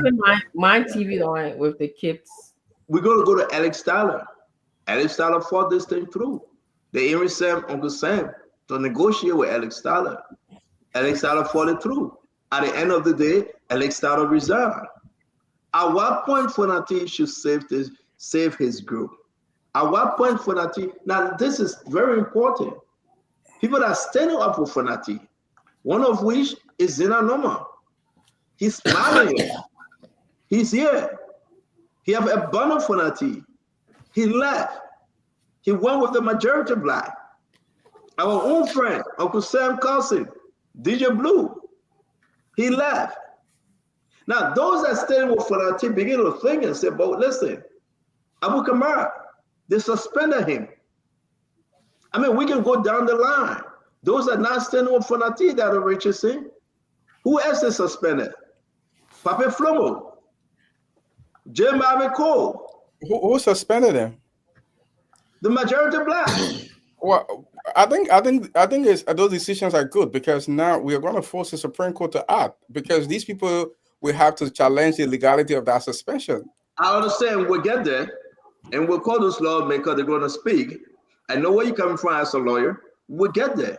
You want to force Supreme Court, but if the Supreme Court, in the process of time, these guys have written the finance ministry, the central bank. Okay, don't do business with Eddie Otogure. Don't do business with Dixon Sibo. Do business with us.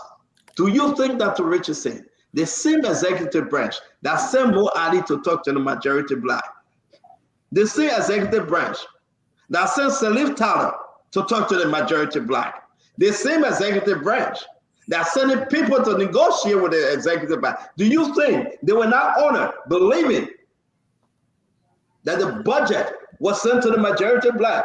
Is that symphony? Do you think they will not honor the request? And they were the central bank, the finance minister will not start doing business with this majority black? Do you think they're going to wait for a Supreme Court? Well, and this is where the lawyer Clinton was asking a very good question. This is where the constitutional challenge comes. What constitutional rights does these anti-rule of law individuals have to tell another government entity, work with me only, don't work with XYZ? What's the constitutional backing? And that's how we answer that. That's how we respond to that. What rights do they have to receive the budget and begin to suspend others and create their own standing committees to be able to work on the budget? What does it say that in the Constitution or in our rule of law? So, I know that you build the case up that Tyler and Snow resigned. I hope that today is a new day in Liberia. I hope that Fanati Kofa will stand up for the rule of law, even though I respect whatever decision that he chooses to make is his rights. Thank goodness that he has that, okay? But I hope that he would take this government and the people task to the court system. Let our court system, even though I know that our court system, the Supreme Court in the past have been used to weaponize, democracy in the cause of the people, in the interest of the people. In a case in point, would be, the drug case in Liberia that just happened recently. All right. And we can also look at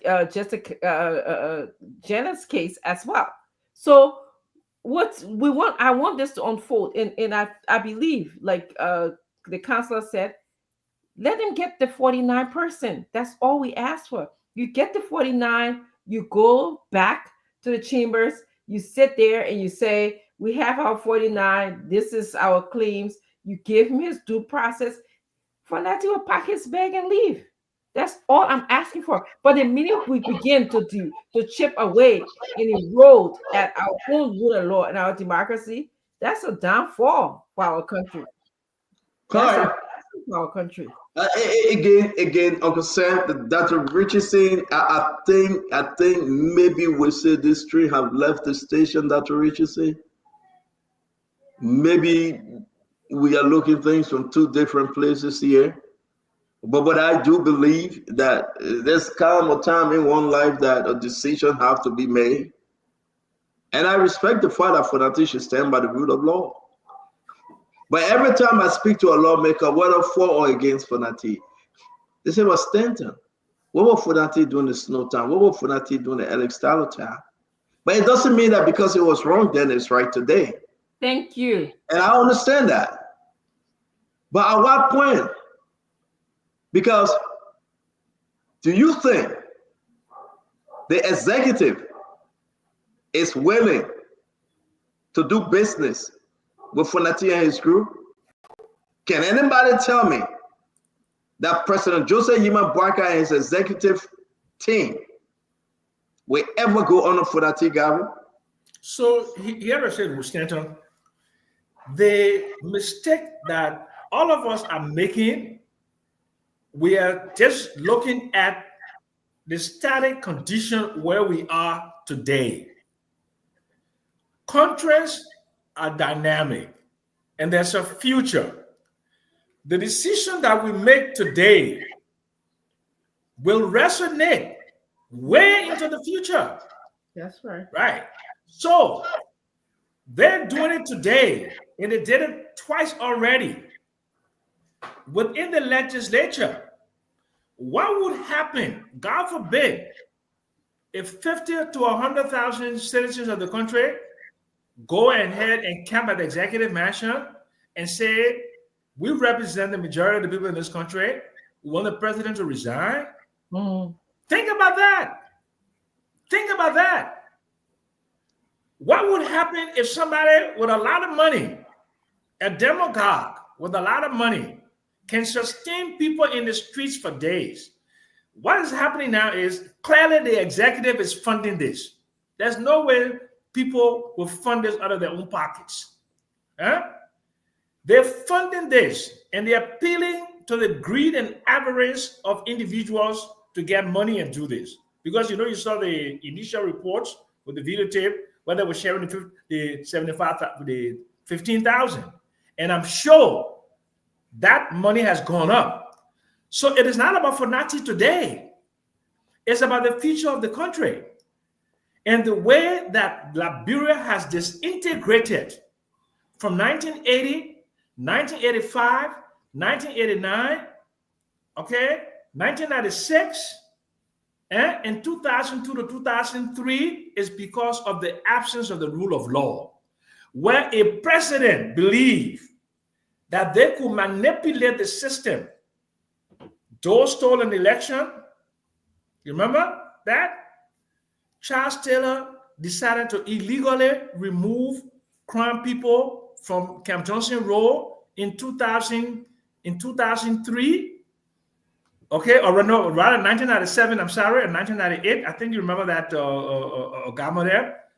When the Crown people and the Mandingo people and the Sapo people and others that went into exile, what happened? They formed LURD, they formed Model, right?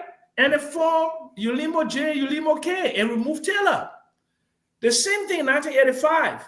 When Doe started to steal an election, they left the country and they came back with force. Now, we don't want that to happen.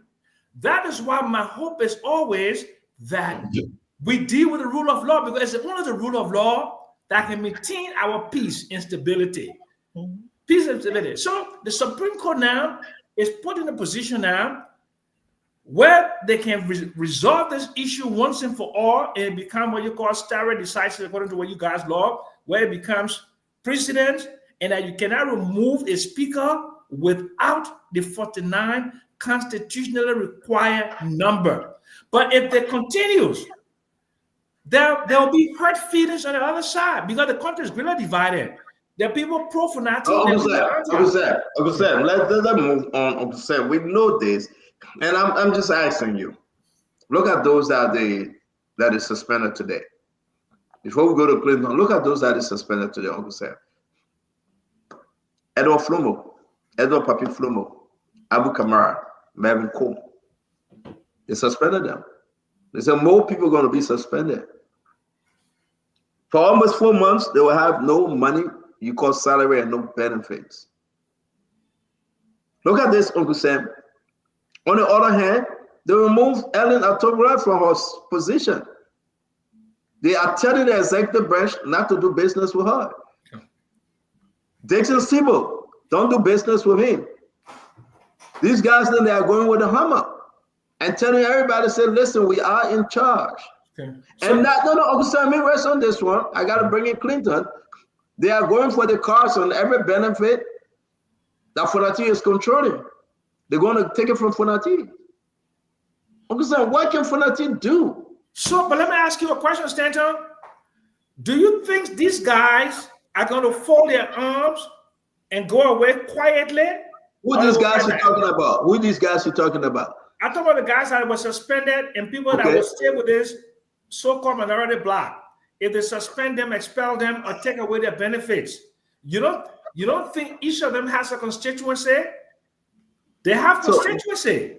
So what would they do? I'm asking you, what can they do, Uncle Sam? So it's not what they can do. It's what this whole thing, this impasse, what it can disintegrate into, it becomes a political crisis in the country because you're taking people who were elected by their constituents and they are responsible to the constituents, sending people to school. They are not, Uncle Sam, don't get it twisted. They are not telling you, say you cannot be a representative. They are saying among us all, we put you there to be our chairman on Ways and Means, and now we have the majority. We don't want you. I understand, but what I'm saying, there will be hurt feelings. There will be hurt feelings. There will be hurt feelings. People been demoted. People been suspended. These people have constituents. They have constituents, and this is how problems can creep up in the country because you violate the rights of others.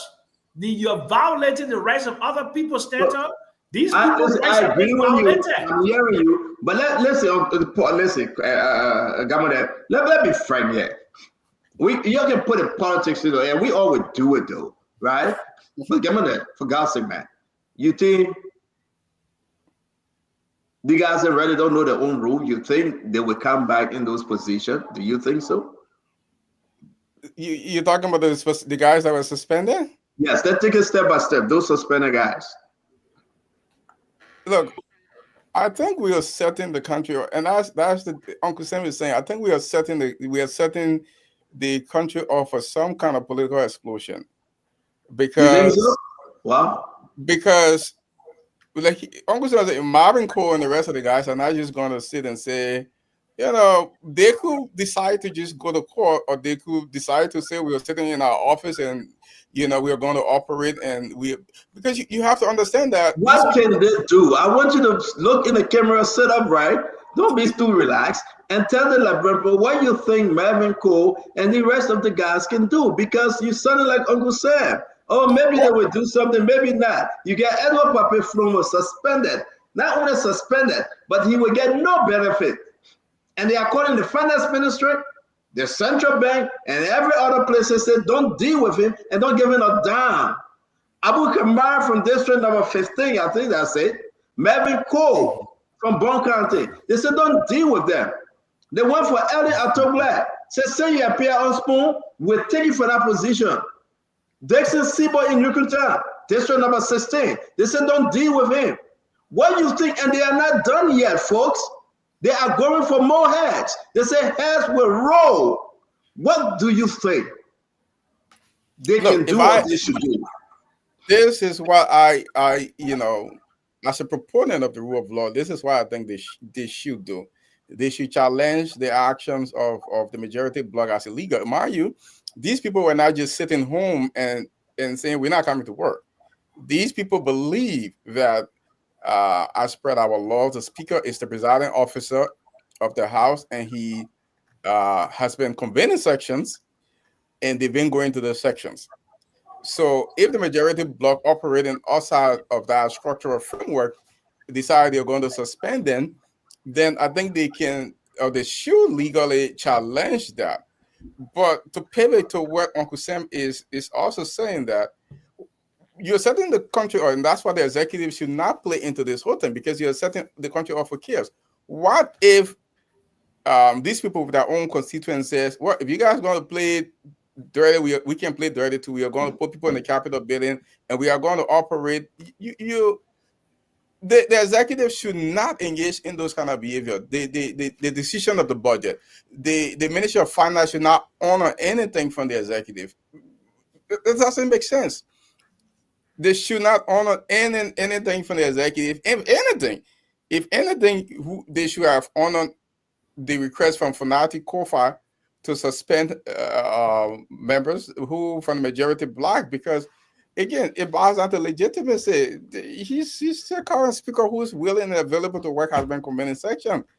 These people cannot operate like in the turn the key using parliament. This is not a British parliament where you get a majority member and the prime minister has to resign. I keep saying they keep using this term. The parliament is a parliamentary procedure all around the world. We are not parliament. We are a constitutional democracy. We are a presidential system, and we have laws that and somebody said this today on Facebook. They said, we keep talking about the rule of law, but what about democracy? So, and I said, let's assume the two don't go together. So then maybe Josh can put his how many 100,000 people on the street and say I won the first round of elections because he got a majority. Yeah, but clear enough. We shouldn't put that thing. You are not answering the question. I think the spin that you and Uncle Sam doing, you guys not doing justice. No, I've answered the question. I said the spin that you guys don't challenge this thing legally. Are you telling me? Challenge it. Yeah, but they're going to court. What do you think the outcome of the court going to be? Well, given the outcome of the court is likely to be in favor of them, because I continue to say that I don't think the majority bloc is operating within. When the court real quick before I bring in our brother Paul Kennedy and Mami is here. Mami, by the way, Mami brother, you see how they look alike from Buffalo County. And, he went to the majority bloc.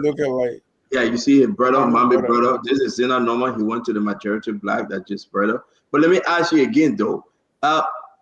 If the court said go by and let the people get your job and put you on you think that what the court will say? You better not do this thing like Brentford and let Mr. Lawyer. You think the court will go by and tell Jay Marvin and say they're going to put you on your job by? Is that what you think the court going to say?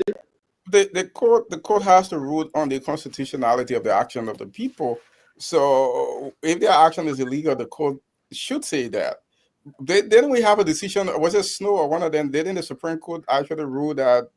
That was Snow. Then what happened? Snow resigned. Well, he decided to resign. That's another thing. You think even the Yaka Koruba case that they say get the man money by and the Yaka Koruba say crying for your money. They say go back to the Supreme Court again. That's the problem we're talking about. There's a larger problem we're talking about. It's the lack of respect for the rule of law in the country. It's a complete lack of respect for the rule of law. The court rules and nobody asks. But who is supposed to enforce it? As another branch of government, what do you think the executive of the judiciary should do to them? Go arrest somebody because they refuse to get Yaka money? But there's something called contempt of court, right? There's something called the courts have that branch of government going to hold the speaker and the other branch members in contempt of court. Who are they holding in contempt? Well, whoever is supposed to implement the orders of the court, if they refuse to implement that order, they could be held in contempt of court. We are watching what's happening to a former president of the United States. That it's only in Liberia we think that certain people are above the law. That former president become your 47th president. Thank you very much, my brother governor. Yeah. But let me bring in Paul Kennedy. Paul, welcome to the show. Mama, it's always good to see you. The issue on the floor right now, they have suspended some of these guys, number one, and they have demoted some of them. Your take, let me put the picture up again. Ladies and gentlemen, we need your comment. I want to read it. The crossover, we'll talk about the crossover again, but let's talk about those suspended. Abu Kamara. Let's talk about J. Marvin Cole, and you understand Edward Pape Flomo, suspended for almost 4 months, no benefit. Now, those are the demoted, and they removed them from the position, Ellen Atoware, and that of Dixon Sibo, District 16, Nukuta, and the other places over there. I mean, what say you? These guys are moving faster than people ever thought. Good evening, colleagues, panelists. Good evening to the Liberian people. Nothing they are doing is strange to us. Yesterday, we predicted.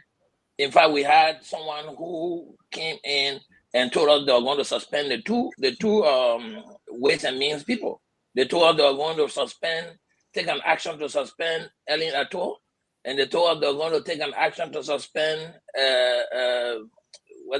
Dixon Sibo. So their action is not strange. What is strange to me is that people are trying to take politics over the only laws we have, the Constitution. So let me speak to the relevance of this. So Edwin Snow gets removed through a political saga. Alex Tyler gets removed. Well, let me correct myself. They never got removed. They get pressure to resign. Edwin Snow gets pressure to resign. Alex Tyler gets pressure to resign and resign in the interest of not holding the country hostage. So a few group of people see this as a precedent. They're like, well, if we hold them too long and, break away and don't cooperate with them, hinder them, and their functions are not ongoing, the Liberian people will talk and they will resign. So that becomes the precedent. So tomorrow, when Stanton becomes the Speaker of the House of Rep, we need only 43 persons, 43, maybe 44. It says, Stanton, listen, we're not going to come to the chambers where you are sitting as the Speaker, although we elected you and we made you the Speaker. And there's a process, a clean line court procedure to remove you. We are going to disobey or renege, and overlook all of those. We're just going to sit in and not come to you. And eventually you're going to get tired and you're going to resign because you're not going to meet quorum. This is the political game that is ongoing. Are they wrong for doing it? No, they're not. Because the Freemans probably did not anticipate when they were putting the Constitution together that this thing will happen one day. So the folks who are looking at the law that is vague, normally lawyers, and Clinton can support me here if I'm wrong, lawyers look at the laws and see where there's a loophole, and then they capitalize on the loophole. It's never about wrong or right when you're a lawyer. It's always about finding the logic that will make people to believe that what you're saying is right. Paul, what do you think these guys should do at this time? Who guys? The 43, the 44? Well, I think they're 45 now. The suspended guys. Well, so the suspended guys will take action based on their own individual preferences, right? At this moment, no one can tell them what to do because everyone is looking at it from their own perspective.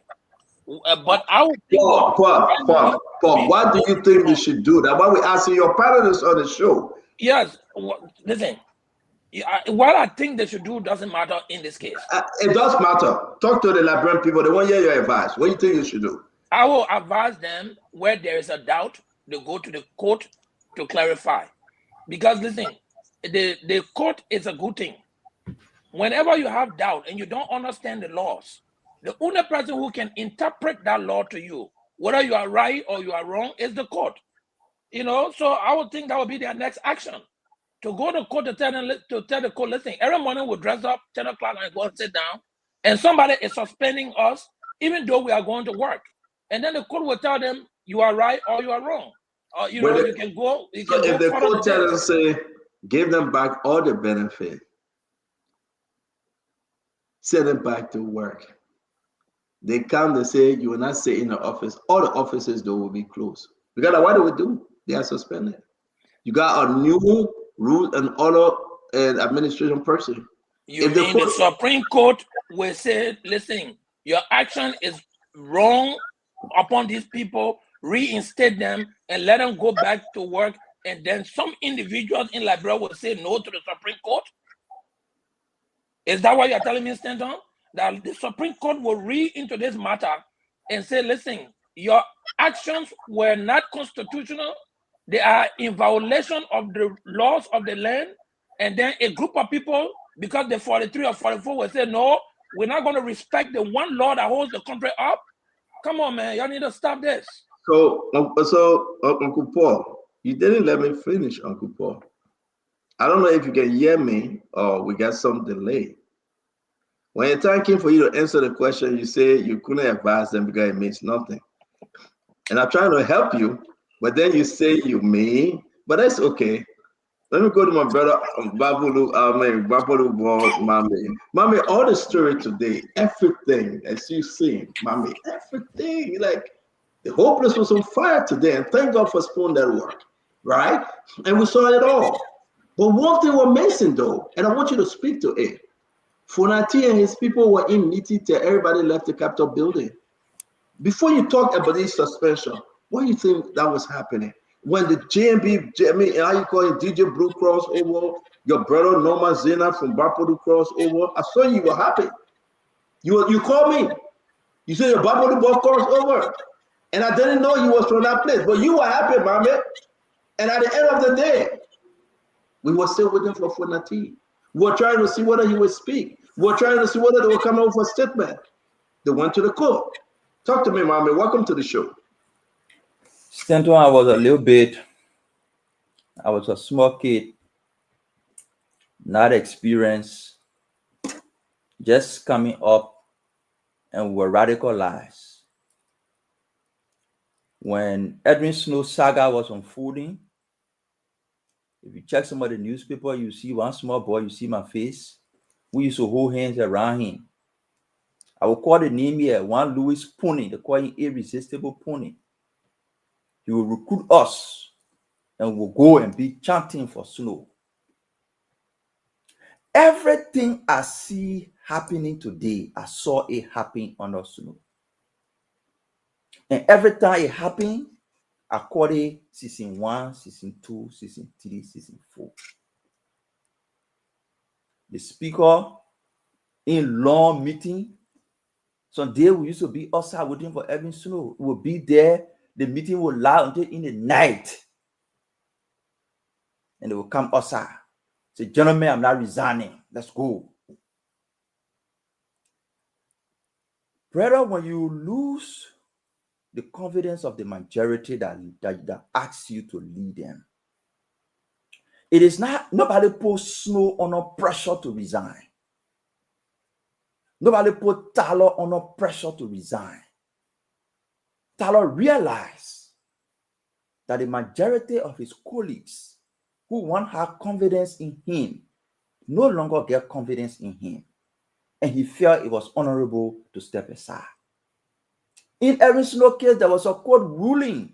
But the mistake they're making is the court was ruling on the setting. The court ruled at the time. The cogent issue in the case was the black that were removing Snow were sitting in Virginia. The Constitution says the two horses must meet in one city. And they were arguing that Virginia is not a city, the city is Broadview. So the court ruled that the place they were sitting was not a city. So everything they were doing there was unconstitutional and illegal because the place they were sitting was not a city. The court ruled. Even after the court ruled, Snow realized that my colleagues no longer get confidence in me to lead them as speaker. So he stepped aside. It's an option that anybody can take. If you decide to say you can step aside, you can step, that's fine. That's an option you decided to choose. But then, what we will not accept and we will push back on, because then you brought that to me, so I was just trying to address your meeting issue.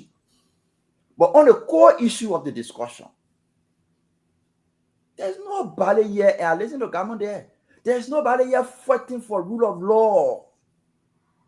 What a majority black, what a minority black, nobody fighting for rule of law. Nobody fighting to uphold constitution. This is a political fight, people fighting for power, authority, and control. And the Liberian people are squeezed in the middle. And Fonati managed to get one or two persons to put a narrative or that he's fighting for rule of law. Come on there. Was saying that the court ruled for the legislature to pay Yeke, and up to now they cannot pay him. Fonati was the deputy speaker at that time when it happened. Where was he when they're talking about the rule of law? Where was he? You talking rule of law? He was there as deputy speaker when the court ruled to pay Yeke. He didn't uphold that. I don't want to blame because it happened in the past. The illegal removal of the chief justice of the justice. Where were he? But let's read his story. Even now, Paul is arguing that the Supreme Court rule and you can't uphold it. Come on, there is saying the Supreme Court rule, you can't uphold it. The Supreme Court rule that the owner of the CDC's headquarters is Dempster. That's the Supreme Court ruling. Fonati and others agreed and took the money and paid Dempster. After paying, he said, "You leave my property." Today, they are refusing to leave. That one is not rule of law. So, to my Liberian people, nobody is fighting for rule of law. This group of people are fighting for political power and control, and they find narrative and put it out as if they are fighting for rule of law. What you need to fight for is what can you benefit? What can you benefit? You can benefit when the budget is passed and we sit down on spoon and hold the government accountable to deliver projects, pay salaries, put drugs in the hospital. Thank you. Thank you. Mama, thank you very much. Your time is up. And help in hostage. Mama, your time is up. Thank you very much. And again, we will discuss the budget issue tonight, folks. So I don't want us to just jump into it. We'll confuse our conversation. We'll have a whole 1 hour or so discussing the budget issue. I want to welcome Gladys to the show. I want to welcome Asido, but I must go back to Sam Jackson, our Uncle Sam, and give the guys chance. We'll come back to you on this Fonati and the House of Representatives issue. You heard what Mama said, though, Uncle Sam, and the conversation on the floor. These guys are suspended, and it's a big day today. Again, just for us to have a second round of conversation on this. Where are you, man? You heard the opposing side to your argument. So if I am a young man or young woman living in a democratic dispensation that people shed their blood, sweat, and tears for, and people come and say nothing is about the Supreme Court or the rule of law, everything is about politics. That politics that guide this process. There's no rule of law. This is the jungle. This is the political jungle. And nobody must agree about a Supreme Court because the Supreme Court rule cannot be enforced. This is barbarity. This is going back to the jungle. This is what brought us to 14 years of war. When the rule of law is abrogated, and people arrogant unto themselves. Uncle Sam, let me interrupt you, Uncle Sam. Was the rule of law abrogated, your own word that you just used, when Mama laid out all those things on the Fonati, all those things that took place on the snow, and all those things? Or you just say, no, don't look at it now. Let's talk about now to move forward. Okay. Uncle Sam, I want us to be fair with the conversation, though. Okay, so, my dear Liberian people, there's something called whataboutism. And the Unity Party people and the Trump people know how to do it well. What about this? The one, any kind of transgression that happened in the past that is repeated must be that means the two transgressions, they cancel each other. But that's not democracy. Transgressions don't cancel each other. The rule of law has to be constant. That's how you build a liberal democracy. That's how you do not disintegrate into being the 8th poorest country in the world because you don't have rule of law. You never had a rule of law in this country. You didn't have it in 1980. You didn't give us one. You supported the individual that never gave us rule of law, that never supported rule of law, but now you want So this what a burdensome here will be fully demolished today. I never supported George Weah's transgressions. I didn't call George Weah's name. Yes, but I will call his name. I never supported Charles Taylor's transgressions, and I never supported Samuel Doe's transgressions. In fact, in 1981, I packed my bag and left Liberia. But let's make progress. I did not support Charles Taylor. Let me finish. I did not support the Labrador need to know. I did not support Charles Taylor in his war. What was let me finish saying something. And I negotiated the Accra Comprehensive Peace Agreement that brought democracy to Liberia. Okay, I was there in Accra in the room that brought democracy to Liberia. And I did not support Ellen Johnson Sirleaf.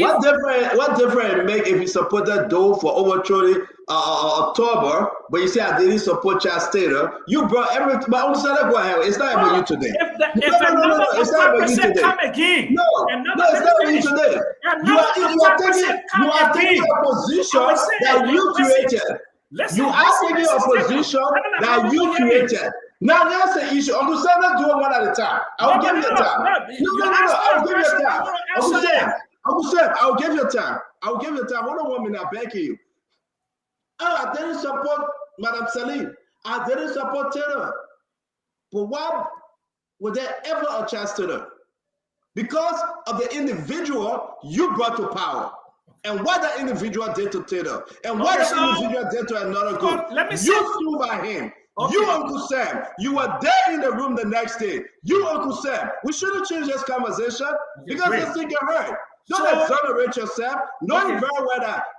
Uncle Sam, don't let her go there, man. Okay, so let's demolish Tato Witherspoon lies right now. I was not part of the coup. The coup occurred, and I came to help to stabilize the situation, and I left less than 10 months after the coup happened. I did not support Charles Taylor war. I did not support Charles Taylor for president. I supported Madam Sirleaf. So we're demolishing all the lies today, okay? And when Madam Sirleaf was doing her things to undermine democracy, I also was against her. But let's come back to this reality. Let me finish. If it's another autocrat comes to power today and try to undermine democracy and suppress the people, I would try to overthrow that government. I can tell you today. Let's just move on. Ladies and gentlemen, that government will be overthrown. We're going to come back. We're going to come back to the record. Any other government. Uncle Sam, let's leave that one again. Uncle Sam, I have to meet you on that. Please do not repeat that. We are not talking about overthrow any government. We are not talking about overthrow any government. Hold on, Uncle Sam, we got to move. No, Uncle Sam. The only reason why we beat on you because you're the grandfather here, and you were there, you were in the photo. So we got to remind you sometime. Glenny, welcome to the show. I'm not no excuses. We had a revolution. We overthrew a government. We did it. I'm proud of that in my life. I'm very proud of that. I take full responsibility for that. Uncle Sam, thank you very much. Guys, welcome to the Spoon Talk. This is your program. This is your show. This is where you come and you relax yourself. You're eating your dry bread before you go to bed. You're drinking your tea and your food, bread and egg. You know, relax yourself. Let's have fun. I'm not fussing with my father, Uncle Sam. No, I just got to remind him. Let me bring in Glenny. Let Glenny talk to us today. Glenny, you saw the activities at the House of Representatives today. But most importantly, DJ Blue and Norma, the crossover. Shocking to everyone. I'm hearing some names. I am hearing some names that they will be crossing over by Thursday. I can confirm some name on the show tonight that they have agreed. You know how long DJ Blue agreed and he signed a new document? It was this on Friday, but we were muted. We were told not to say anything. I spoke to some folks in Fanati, but I must say, I say, people going, they say, well, man, we got it covered. But DJ Blue said the things on Friday. He said you are moving to the 44 men and women. And here we are today. And DJ Blue encouraged Norma to come on. Norma came on. And we know who is coming again. Does this concern you, Glenny? I mean, is it finished now? Are we there yet? Hello, everybody. It's good to be back on.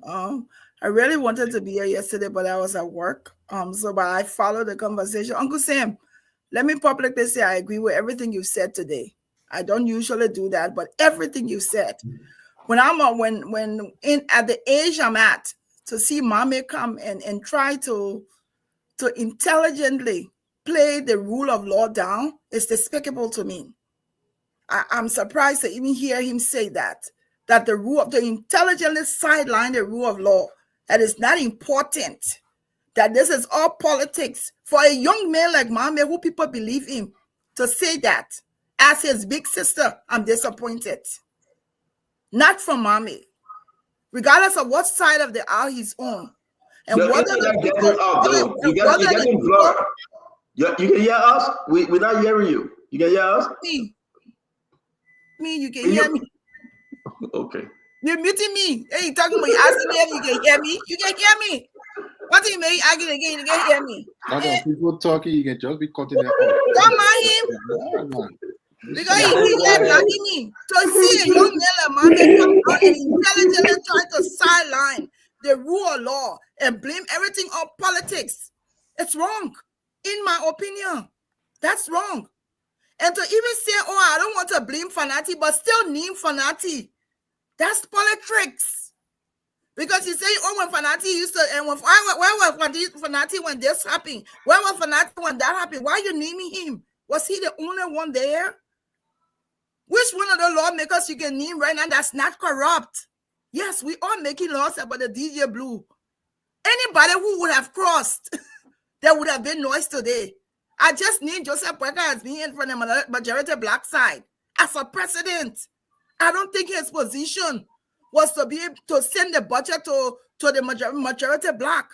As the president of this country with the rule of law, I think President Barker should have impressed upon both sides to see if there would have been a remedy of the situation instead of going and taking side. The fact that he took sides as the president to send a budget to one side signifies that he supports the majority black. And we must speak that. And that is wrong.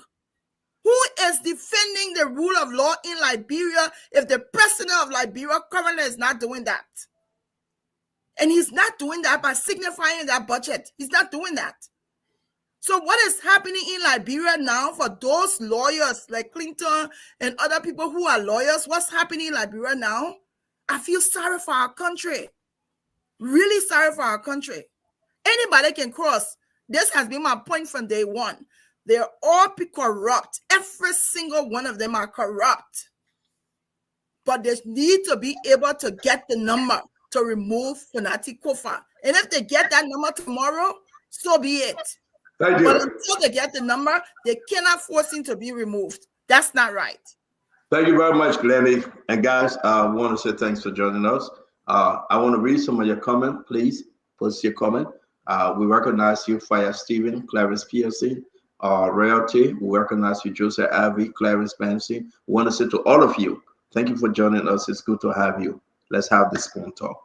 Thank you for joining us, Mr. Duadu. It's always good to have you. And we'll go to our brother Isaac Do. Isaac, make your case on this issue of the House of Representatives.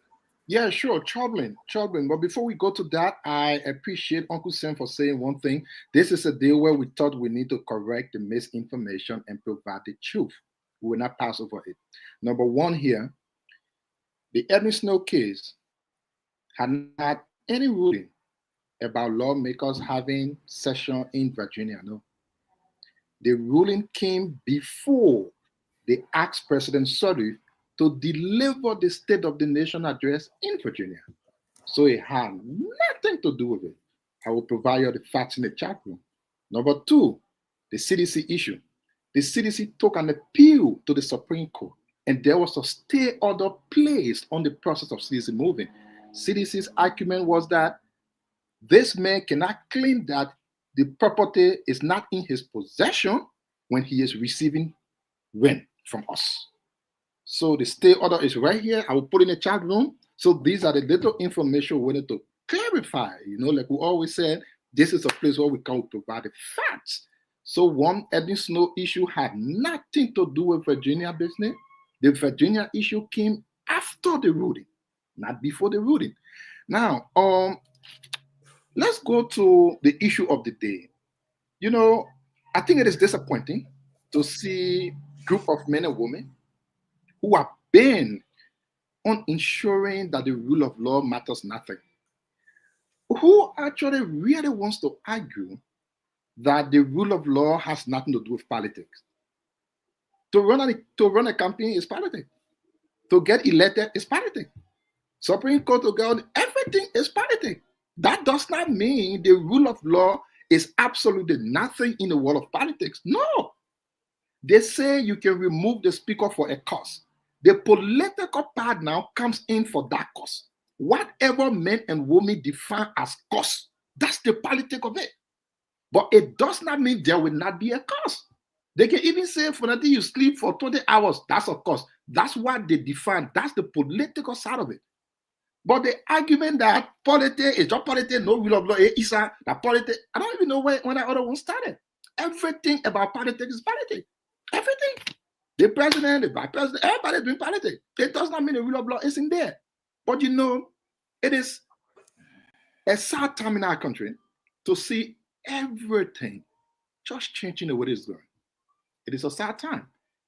Where are we with the rule of law? See how the Supreme Court is almost powerless.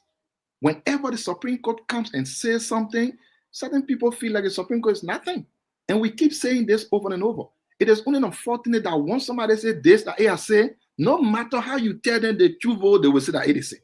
Supreme Court did not render any ruling on anybody. No. Yesterday, I said a very small thing again. If Governor Clinton did something to me and I went to Stanton to judge the case and Stanton told me, my man, I'm busy, I haven't listened to your case yet. It does not mean Governor was wrong or right. It wouldn't mean Stanton did not hear what I wanted to tell and he said he declined to listen to me. That's all it means. It means that Governor, what you did is right or it's wrong. But again, simply put, to see the way the country is going, to see the president. Initially, it started where they said that Joria wanted to remove speaker. Today, the same people who said Joria wanted to remove speaker are the same people trying to remove the speaker. One want to wonder if it is the judge who told them to go and back the removal process. But to see the president of our country deeply into the issue of removing the speaker is disheartening. It is bad. And like we always said, pregnancy will never go back. It will always come to the front. Joe, thank you very much for your input on this. Again, we're going to do a quick last 30 seconds to give everybody the chance to do a firing back. Then we'll go to the budget. But while we're on this topic, Mr. Eduardo, let's hear your. Thank you so much. First and foremost, I'll say you're absolutely wrong. The president has nothing to do with this. But I want to be very clear on this issue. I believe you guys misquoted Mame. Mame did not disregard the rule of law. This is what Mame said. You cannot pick and choose. This is an insinuation. When the law benefits you, and then you claim the rule of law. When it doesn't benefit you, you don't care about the rule of law. This is not disregarding the rule of law. I will allow Mame to do his own clarity, but that's how I understood it. Let me say this. I want to ask you guys a question. Does the legislature have any validity? We are spending close to $56 million every single year for these guys. Do they have any validity? Everything they do is to elevate themselves. Minimum wage in Liberia is 70 cents an hour. That means when you work a whole day, give me a. And to even get that job, 80% of the country cannot get a $5 a day job in the Republic. And our entire focus is on 73 men and women that have added no value of any kind to our Republic. They do nothing. Everything they do is to benefit themselves. And I'll ask the question again. Does the legislature have any validity? Has it had any validity over the last 50 years in our country, especially after the war years? My position is clear on this issue. We cannot continue to spend taxpayers' money on a body that has no value to our country. I don't care how you spin it. Let me hear the value of DJ Blue. Let me hear the value of Papi Solo or the likes of a Cars Gray that you guys had on last night. Oh, I was so itching to come on, but I couldn't make it on time. This republic is dying. The family is disintegrating. Absolutely nothing works in the country. The president is mute on most important issue in our country. And all we do here is sit and jaw about a bunch of, I call them vagrants, that have occupied the people's house with nothing to add to the people's lives. I mean, Dwalu talking. I live in Massachusetts. Listen, I will say this. Eduardo, let us try to just call them maybe Liberians. That would be better. I'm coming for you, Dwalu. I know where you live. Just call them Liberians. That would be better. But Dr. Richardson, starting with you, let's do 30 seconds. Because I know, yes, Mama. Dwalu, when you say someone is insinuating, it means that they're not doing No, it. but we'll come to you. We gotta go to Dr. Richardson. No, I'm going to respond to him when it comes to me, because when you say you were insinuating, he didn't make any clarity to what Mommy said, and to say that we don't understand. Like, who are you to say we don't understand? Glenny, we gotta run real quick. Let me go. Yeah, to run. I will respond to my pastor, brother. Yeah, I actually stand with what Lenny just said. I think Dwalu is completely out of place to tell us that we are misinterpreting Mame. Mame is saying that the rule of law in this situation, as it applies to Fanati, does not matter.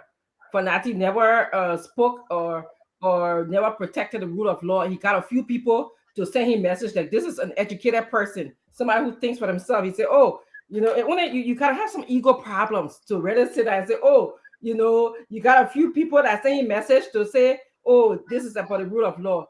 Nobody did that. Okay, I don't even know if he uses the word the rule of law. This is about the rule of law. And I stand with Glennie when she says that she's surprised. It surprises her that young people in our country today are saying, no, let's talk politics. Let's take a side. This is not about the rule of law. Yes, it is about the rule of law, because if we do not respect the rule of law, we don't protect the next generation. We don't protect our fragile state. We just came from a war-torn situation when the rule of law broke down, completely broke down. And this is what's going to happen. We are on the onset of that. Thank you. And again, Mama will have his chance to respond to you guys. So, Gamande, you want to say something on this one? Can you unmute, Gamande? We're saying the same thing over and over. The constitutional process of our country has to be respected. I've said this before. I don't care who's speaker. I don't really care who's speaker. If the group of lawmakers decide they have the rights to remove the speaker for whatever cause, the cause is not defined. Like as I said, the cause is not defined. They can decide they just don't want him. All we are asking is that the law provides that you have to meet a threshold. So just get the number and do that. You cannot form a block outside of the whole constitutional framework and begin to operate and this whole issue about everything is politics and politics and politics and politics. And I read some of the comments. Man, I don't know, you guys read these comments. I'm never reading it again. These comments, my God. But I think this whole idea of separation of powers is so confusing for people. When people talk, it doesn't mean these branches just operate independent on their own. They can do anything they want to do. There's checks and balance. All these branches are supposed to operate and check each other. So the Supreme Court is supposed to be able to check the legislature. That's why you have the power of judicial review. If the legislature, so you're telling me that if the legislature passes a law, the Supreme Court says that law is invalid, it contravenes our constitution, the legislature doesn't have to listen because the separation of power. This is pure nonsense. Like, so I think people confuse the whole idea of it's the legislative process, the executive can get involved, and the judiciary can, that's it. Wherever, if these people come tomorrow morning and they have 49 president to remove the speaker is removed. That's all we're asking. That's okay. All. All right, Paul, let's hear you. Yeah, look, they get 49 persons. They come and start the proceeding to remove Fonati. And Fonati removed, I will be happy that at least they have followed and observed and have some respect and dignity for the rule of laws. Listen, when you have nothing that is a standard to measure your performance as a country, there's an adage that says, if you stand for nothing, you fall for anything.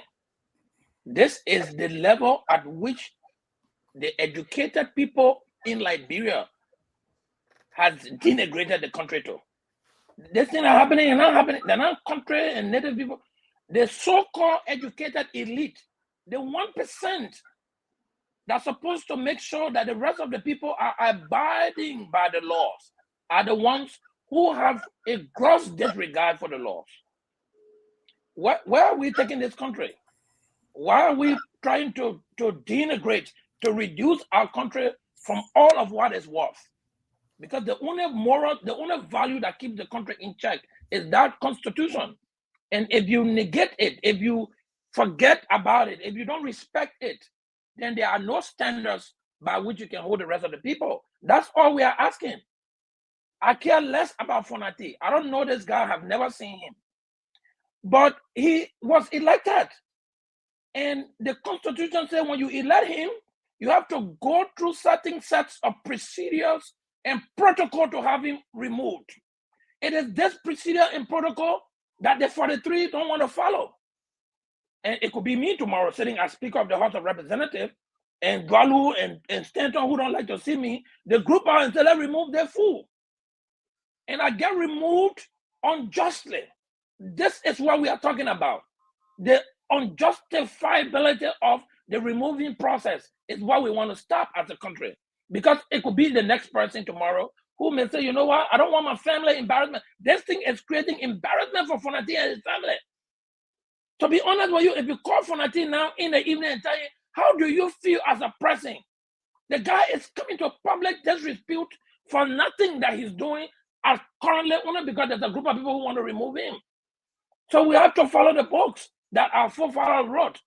When Honorable Mensko and Philip Talley and the rest of the guys sat down 1986 and were writing that law, Honorable Mensko from Bapolo, by the way, those guys put into this law stuff that will happen for the greater good of the country.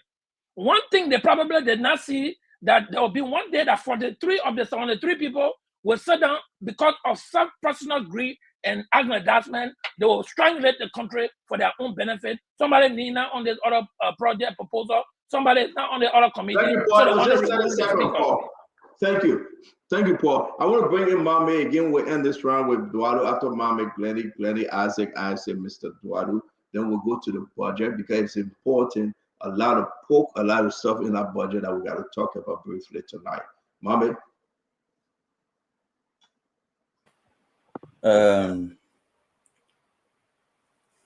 We said here and want to reiterate.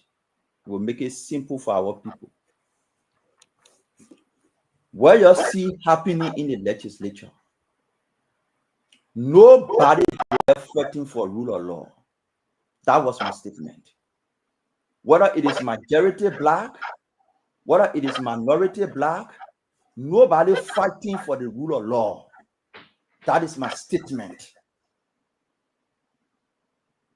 If you didn't hear it, or you hear it, you didn't understand it, don't blame me. I did not say step the rule of law aside. I said no group is fighting for the rule of law. And I gave reason why I believe they're not fighting for the rule of law. Instead, they are fighting for political interest. I gave example. How can you be a champion and fighting for the rule of law when they see court rule that you pay your care and you refuse to do it? But then you say you champion for rule of law. How can you be champion for rule of law? That's how I gave an example. When in the past, you illegally presided over the removal of Cabinet Janet, it went to ECOWAS court, ECOWAS could rule and authorize you to pay him money. You refuse and up to now you have not done it, but you say you champion for rule of law. How can you be champion for rule of law when the Supreme Court, that thing you're talking say will take a pew? When the Supreme Court rule, you don't take a pew. I don't know where you learn that one from. The Supreme Court rule in a case involving CDC. The current Chief Justice signed with the other justices. Rule. CDC acknowledged the ruling, and on that basis, they pay the man his rent. Every other thing they're doing is chicanery. So yes, I'm admitting that Liberian people, these group of people are fighting for political power, authority, and influence. Nobody they're fighting for rule of law. Because they're fighting for power, authority, and influence, you are caught in the middle. Where is your interest? Your interest is you get schools, you get hospitals, you get roads, you get your salary on time. What the instrument I can provide for you, it is the national budget. It is that budget you need to pay attention to and rally lawmakers to see reason to pass it so that we can hold government accountable to provide for you. I will say that I will make another correction, but let me stop there so we can move forward. But the whole evidence is I will provide evidence. Thank you very much. Again, we have to move forward. If you want to close up on this House of Representative issue, please do so. We'll be going to the budget after Mr. Eduardo. Glennie, you go, Isaac do it, and then Mr. Eduardo. That 2 minutes and 30 seconds or that 30 seconds? Because Mommy went for 2 minutes and 30 seconds. I wasn't watching the clock. You gotta be fair. You were behind Paul for 30 seconds. Mommy went 2 minutes and 30 seconds. Glennie, again, you just asked a question. I wasn't watching the clock. You can okay, I'm watching the clock. Today I own Mommy. I'm watching the time. But let me just say here, I think we all have said it. For me, the rule of law is very important. And some people keep assuming what side I'm on. I'm on nobody's side. I've referred to and if you follow my posting, I'm really on no one side. I want for them to follow the rule of law. If it says 49, get the 49, find another speaker. That's my position. Like somebody said, Paul said, I've never met Fanatico. I know some of his siblings went to the same school, but I've never met him. So my interest is not personal. I don't know him. Yes, he may be cool. My mother is cool. That has nothing to play in it. I am focusing on Liberia and the rule of law and not making this a precedence for every time a speaker is removed. Some group of people get aggrieved and say we want to move the speaker and then they remove him. That's my position. Get the number, get the speaker out. Case closed.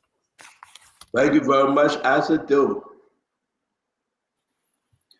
So, Gaminde, you are the lawyer on here. Some of us don't pretend to know everything like, other people.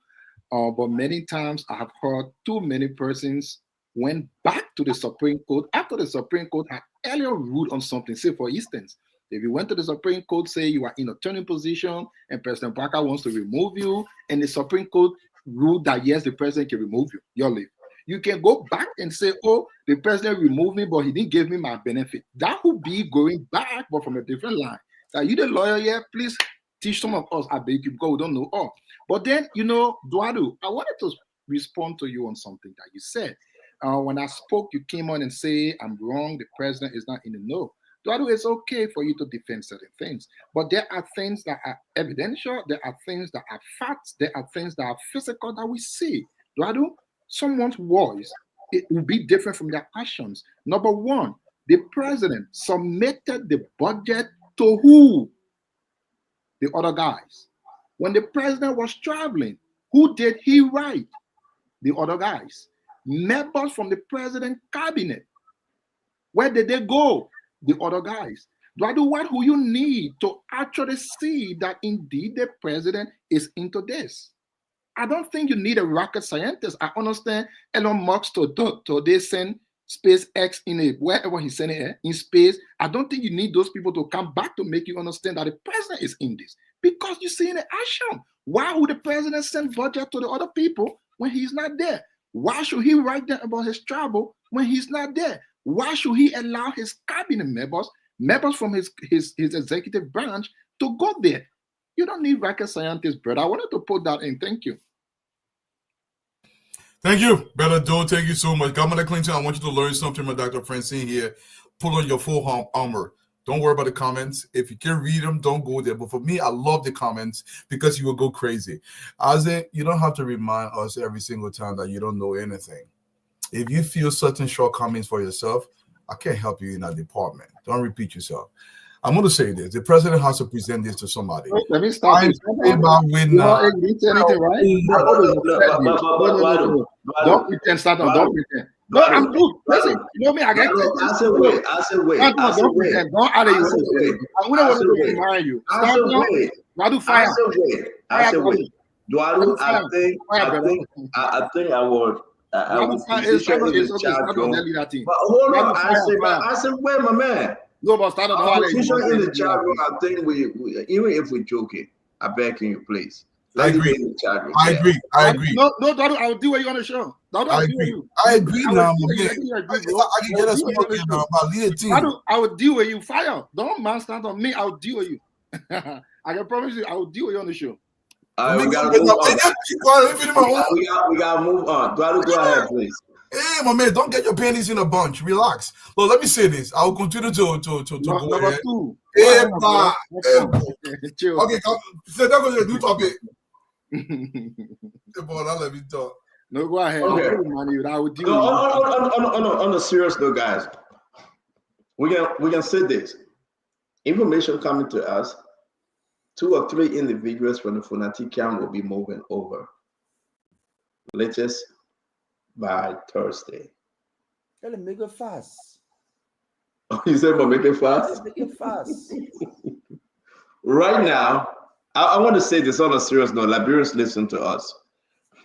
I know most of us here have taken positions, and some of us in the middle.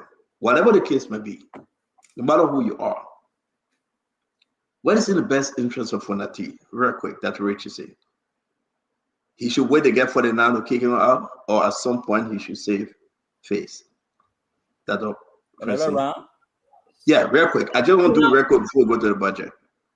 And I have to say this before I go to the budget, if you allow me to answer your question. Whether Funati killed, maybe he stole, maybe he lied before, beginning today, I'm advocating and I want the world to know that I'm in favor of the rule of law. The place where our country is, okay, I don't think we have a choice but to be in favor of the rule of law. So for somebody to come here and celebrate and tell me to move on because the people who supposed to be making laws for us, who supposed to be representing us, okay, they are only practicing, they're only doing this because of control and power. Thank you. Okay? So, thank you. Yet, please. Okay, you asked. But it was just real quick, bro. Oh God! I mean, you really can't. Oh, go ahead. Go ahead. Well, when somebody ready to say something, what you can always do, you'll be sitting like that. You will not stop this. You will not stop this. So you can't tell that he stop you. I get that 5 seconds from my 30 seconds. You ain't get some. For what? You already talk 2 minutes and 30 seconds. Now, Richard said, please go ahead. Maybe I'm telling you, your internet is off and on. I don't know what's going on. Now, Richard said, please go ahead. It's okay. Go ahead. It's okay. Yeah. All right. I'm going to say it real quick because we got to do the budget. The question remains the same for everybody. These guys will be having at least 47, 48 by Thursday. What do you think for the So, Funati, if I were him, I'll be doing things not for today. For the peanut gallery to clap for me, I'll be doing things like what Joan Nimlin then did, what Dido Toy then did, what Marcus Matthews then did, what people like other Star Wars like Liberian Star Wars did. They stood for something like Albert put them. They stood for something. And even though it appeared that they were defeated, but they stood for something. He should force the Supreme Court to make a ruling so we can settle this matter once and for all. If he runs, that matter will not be settled and it will come back again would be at square one. So if I were him, for the sake of posterity, for his integrity, and for the future of the country, he should Thank you. stand his ground and let whatever happens, so we can see if Thank the you. reality. Look, Paul, real quick. The same thing to you. Everybody saying the same thing here. Paul, Yeah. Yeah. Can you hear me? Yeah. Yeah. So if I were Fonati, I will set precedents because they have always been the wrong way. People pressure you, you resign. If I were Fonati at this moment, I would take a notepad. I would jot down all of the missteps and hope that they don't get the 49. But if they do get a 49, I will be looking out to the missteps. And if I get removed with any mistake in the process, I will go to the Supreme Court and take them to the court. So I will hold on till they can get a 49. Mommy, what you say you were saying they should move very fast. Everybody who say the rule of law, nobody disagree with the rule of law. Fonati have now gone to any court and the court come out with a ruling to describe the action as illegal and unconstitutional. Under the Supreme Court honor our law. You will claim it to be champion of rule of law. Under the Supreme Court honor our law has the authority to declare anything unconstitutional. The Supreme Court has not done that. Where you got the authority from to describe somebody's actions as unconstitutional? When the Supreme Court has not done that. Fonati, who is the champion of the rule, have not gone to court. He has not gone to court. So what kind of reasoning there, mommy? No, guys, we have to stop now. Let's give mommy the chair. If you want to laugh, just go in the back and laugh. You come back. We'll be begging you, please. But mommy, finish up real quick. Please, yeah. What kind of question is that you asking us? We all went to school. Somebody have to go to No. Glenn, stop interrupting the show. It's not your time to talk. Stop, please. So that's the reason why the courts are there. So when you disagree and I disagree and we go to the court and the court decide, when you refuse to listen to the court ruling, then they say you're not upholding the rule of law. There is no court ruling that anybody is disobeying. Fonati has not gone to court. The only court he went to was the Supreme Court, and the Supreme Court declined to issue the writ. He has not gone to any lower court to describe any action unconstitutional. Where you got your authority to call action unconstitutional? Uncle Sam Jackson 32nd, when Doa Nimlin, Abba Port were fighting, they were fighting to protect the rights of others. You can't call about rights were not protected after the Supreme Court, after the court ruling. After the Supreme Court ruling, the man who owns CDC's headquarters right has not been protected. When you fight for your own right, it was just a quick study. When you fight for your own right, it is not upholding something for you to be honored like Abapo and Juaninda. They were fighting for others, they were not fighting for themselves.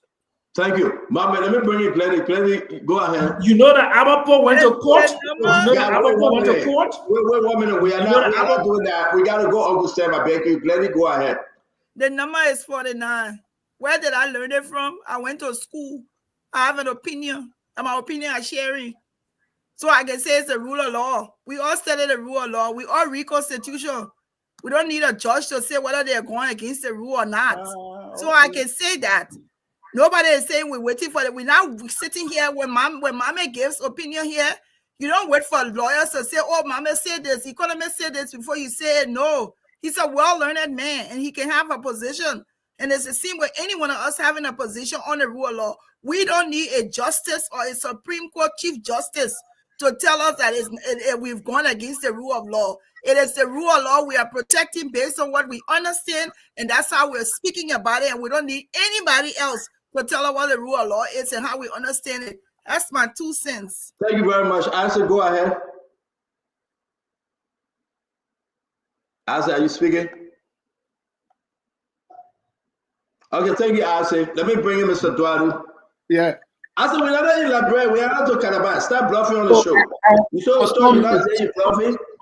Yeah, I was on mute. So I know your heart beating. My brother Duado, don't worry about that. I'm from a good family. My parents brought me up good. So go ahead, man. I know your heart beating. I'll do it, you know. My mom already brought me up, so I'll not respond to your rudeness, okay? But let me say this. I want to say this to our Liberian people. If you can steal, please go and steal. Only the Supreme Court will tell your action that it is illegal. If you can unrob, please go and unrob. Only the Supreme Court will say your action is unconstitutional.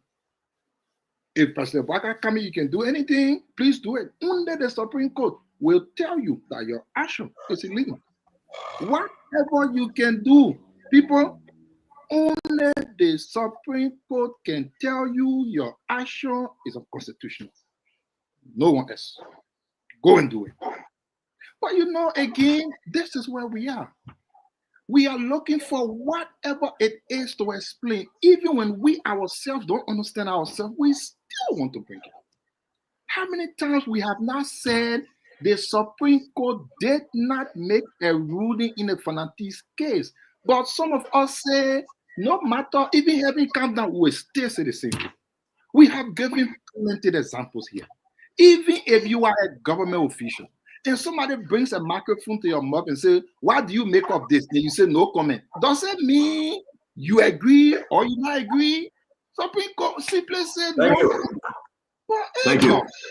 Thank you very much, Mr. Asido. Can I ask a quick question, Stanton? Not yet. That Mr. No, I beg you, Stanton, this is important. I beg you. Not yet. Let me tell you, Stanton, to ask a question. I was here to you last, but Duadu and Clinton got to speak, then we'll bring you in on it. Go ahead, Duadu.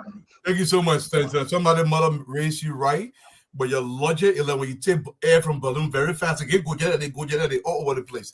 At the end of the day, hopefully they can raise you mentally right as well. But let me say this. You got to stop. Duadu, let's put everything aside. You got to stop, my man. Duadu, you went after him. He said he's not going after you. He called your actual rudeness. Let's go ahead, my man. We are men here, man. All right, no problem. Here's the thing, Stanton. Look, we can go up. We can come down by win now. It's almost lead the team. Behave now. Wait, let me say something to you. I said when we come to you and say your thing. I said when we come to you and say your thing. Yeah, no, I'm not to wait, my man. Yeah, I said wait, but let's get a good show. I said I'm not giving you the chance. I'm not giving you the chance to speak. That's my time to talk. Let you talk. Thank you. Yeah, thank you. Yeah, we'll come to you. Don't finish up. Yeah, and I would say this, Stanton. I should have listened to you for that. But I'm going to say this, look, we can talk, we go up, we come down. And I will side with Mami on this issue. These guys are fighting for their own selves and nothing else, absolutely nothing else. The rule of law is important, we all agree, but they're not fighting for the rule of law. And I will stick to that. Clinton, the rule of law, Mami right, Mami wrong. Brother Clinton, look, first thing before I even go there, you don't have to go to a lawsuit. I just want to start the show, my man. You will have enough time. We're about to discuss the budget. Let it go by, please. No, I'm not saying anything. No, I don't want you to talk right now. It's not your time. We pass it, brother. Stop. I will share his No. If Clinton and CDC, brother, one of you will be off the show because you will create problem here. See, this show always love to create problems. No, that area will have of a second. Clinton, back, break you back over. Yeah, so that's the thing, right? You don't have to go to a law school. You don't have to be sworn as a judge to read a piece of legislation, and just know that certain action is not right or is legal. If the law says that you need 49% to remove somebody, do I need the justice of the Supreme Court to tell me that I have to say that if somebody take that action? Come on, mommy. But if in this case, I think Fonati should stand his ground because that's what the law requires. He should just stand his ground. And the argument has always been, and we always said, like, look, if they have the numbers to remove him, fine, they remove him, but we need this to stop. At some point, it has to stop because what happens? What happens if another speaker is elected 2-3 months? And people, have the same issue. You could just have people forming 30%, 40% going another place, and we'll have a repeat of this issue. This is the third time already. So, I think he should stand his ground. Let him just stand. If they have the number, fine. Thank you. I'm concerned, and we got to go to the budget. Uncle Sam, please be very fast. Okay, let me ask my question. The question is to the Liberian people. If the Constitution is not important, why are they bribing people to make it 49? Thank you. Why not just, and not 37, not finished yet. Why the 43 people can't just decide to make all the laws? Why are they trying to bring people in to make it 49? If the Constitution doesn't matter, if the 49 not matter. Still, you ask that question. Thank you, Uncle Sam. Thank you very much, everybody. Answer the question. good men and women on this show, you have asked me to answer the I'm question. asking you, and I'm going to answer your question. My Okay, question is sir. clear. Yeah, I will answer your question. Can I speak, please? Okay, speak. Let's answer your Thank- question. Why thank you, are Uncle they Sam. looking for 49 people? You don't have to repeat yourself. And I will say this to you, Uncle Sam. The way forward here, Fonati said he needs 49 because the Constitution says it must be 49. If it were 37, 48, 47, long time they remove Fonati. But they need 49. So therefore, that's the Constitution. I'm not going to jump around this thing. But I also agree with Mommy. Don't you think these guys that are in that place don't know their own constitution and rules? It's a political theater, and the advantage is onto them because they have 44 now today, they have 46 members. And when you have 46 members singing to their own music and dancing within that theater and on the floor, they can call the shots. Don't you think if Funati have any other way power, he was going to start calling the shot? Why do you think Funati always say adjourn? Adjourn.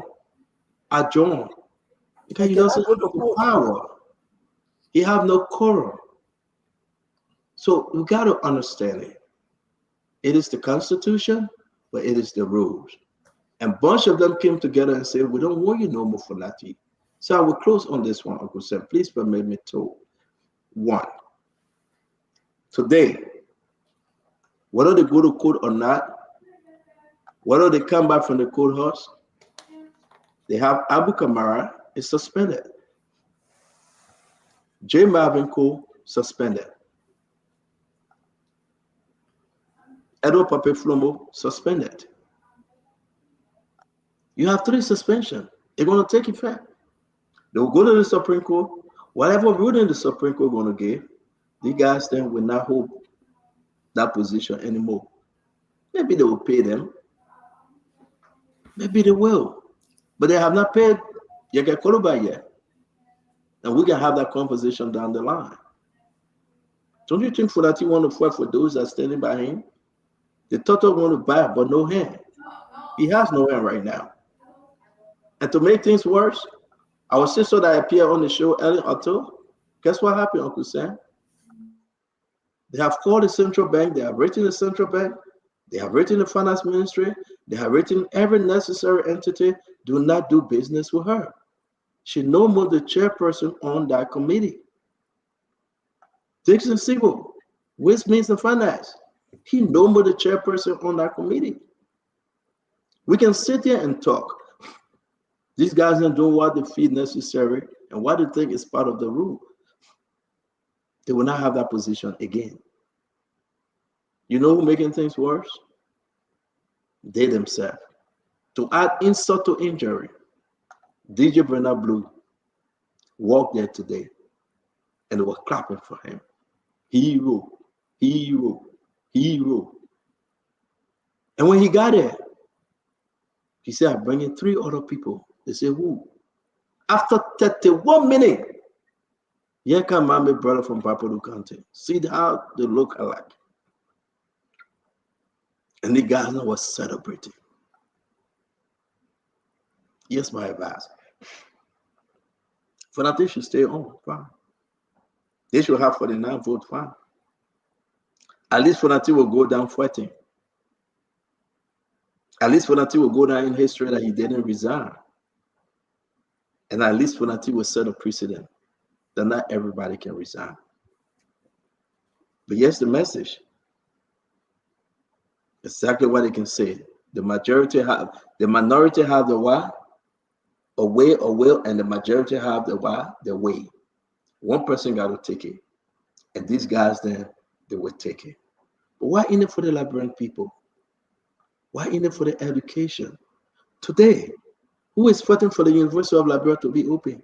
Not those lawmakers. Not them. They are talking about themselves. Today, who is fighting for better healthcare system in the country? over 1 month, not the lawmakers. Look at the report we got from the University of Liberia, private admission report. The people have not gotten the pay. So let's move into the budget. This wonderful budget that we're talking about. 2025, fiscal year 2025, January 1st to December 31st.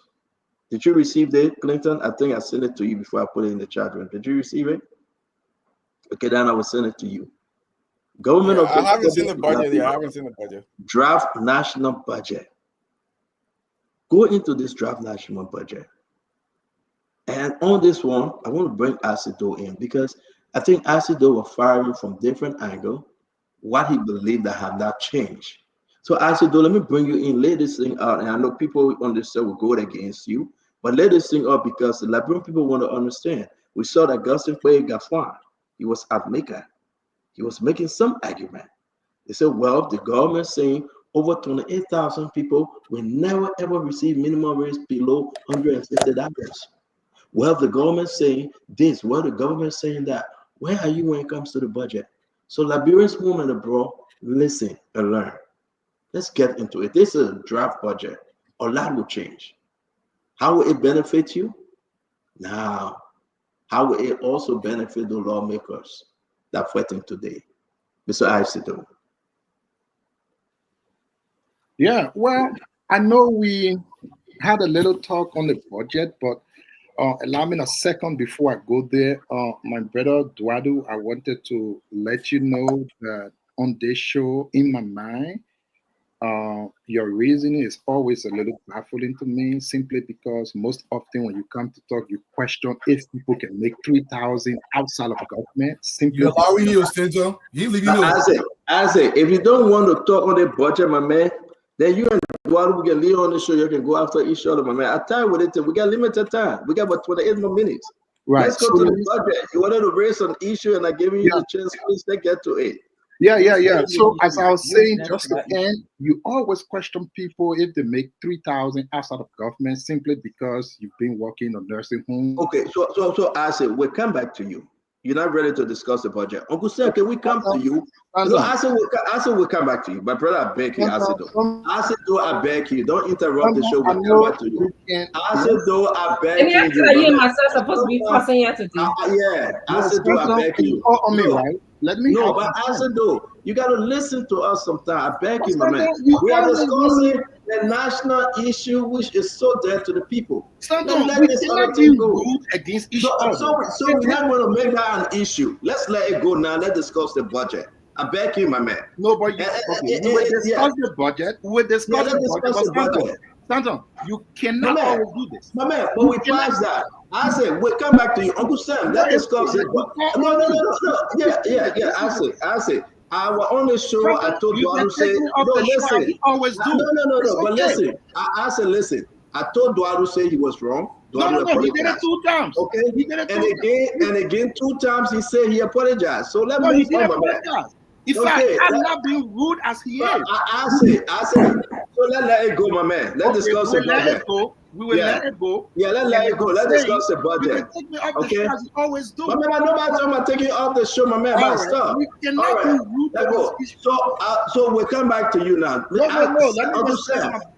We'll come back to you. Uncle Sam. No, brother. We'll come back to you. Don't hold the show. No. I call on you and I cancel it. I say, young man. You more than Koga. Yeah, I call you and I cancel it. Let me go to the budget issue. No. There's no due process yet. No, it is important. The budget issue is important. I know we're discussing. There is no due process. My man, you acting like the renegade. Listen, one key issue, my people. Lindy, you're not emotional yet, Lindy? We will. Our sister is not emotional. No, we're not emotional. We're not even throwing anything. Glenny in my impasse. Stand on Glenny in my impasse.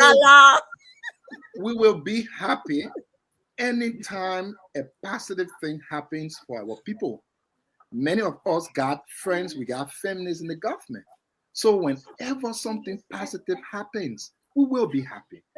Our only concern is for a government to be so bent on broad daylight people.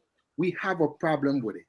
Today, if you check on social media, you've heard, you may have seen, I will say, too many posts from rescue, including the finance minister, talking about salary increment, which is a good thing if that happens.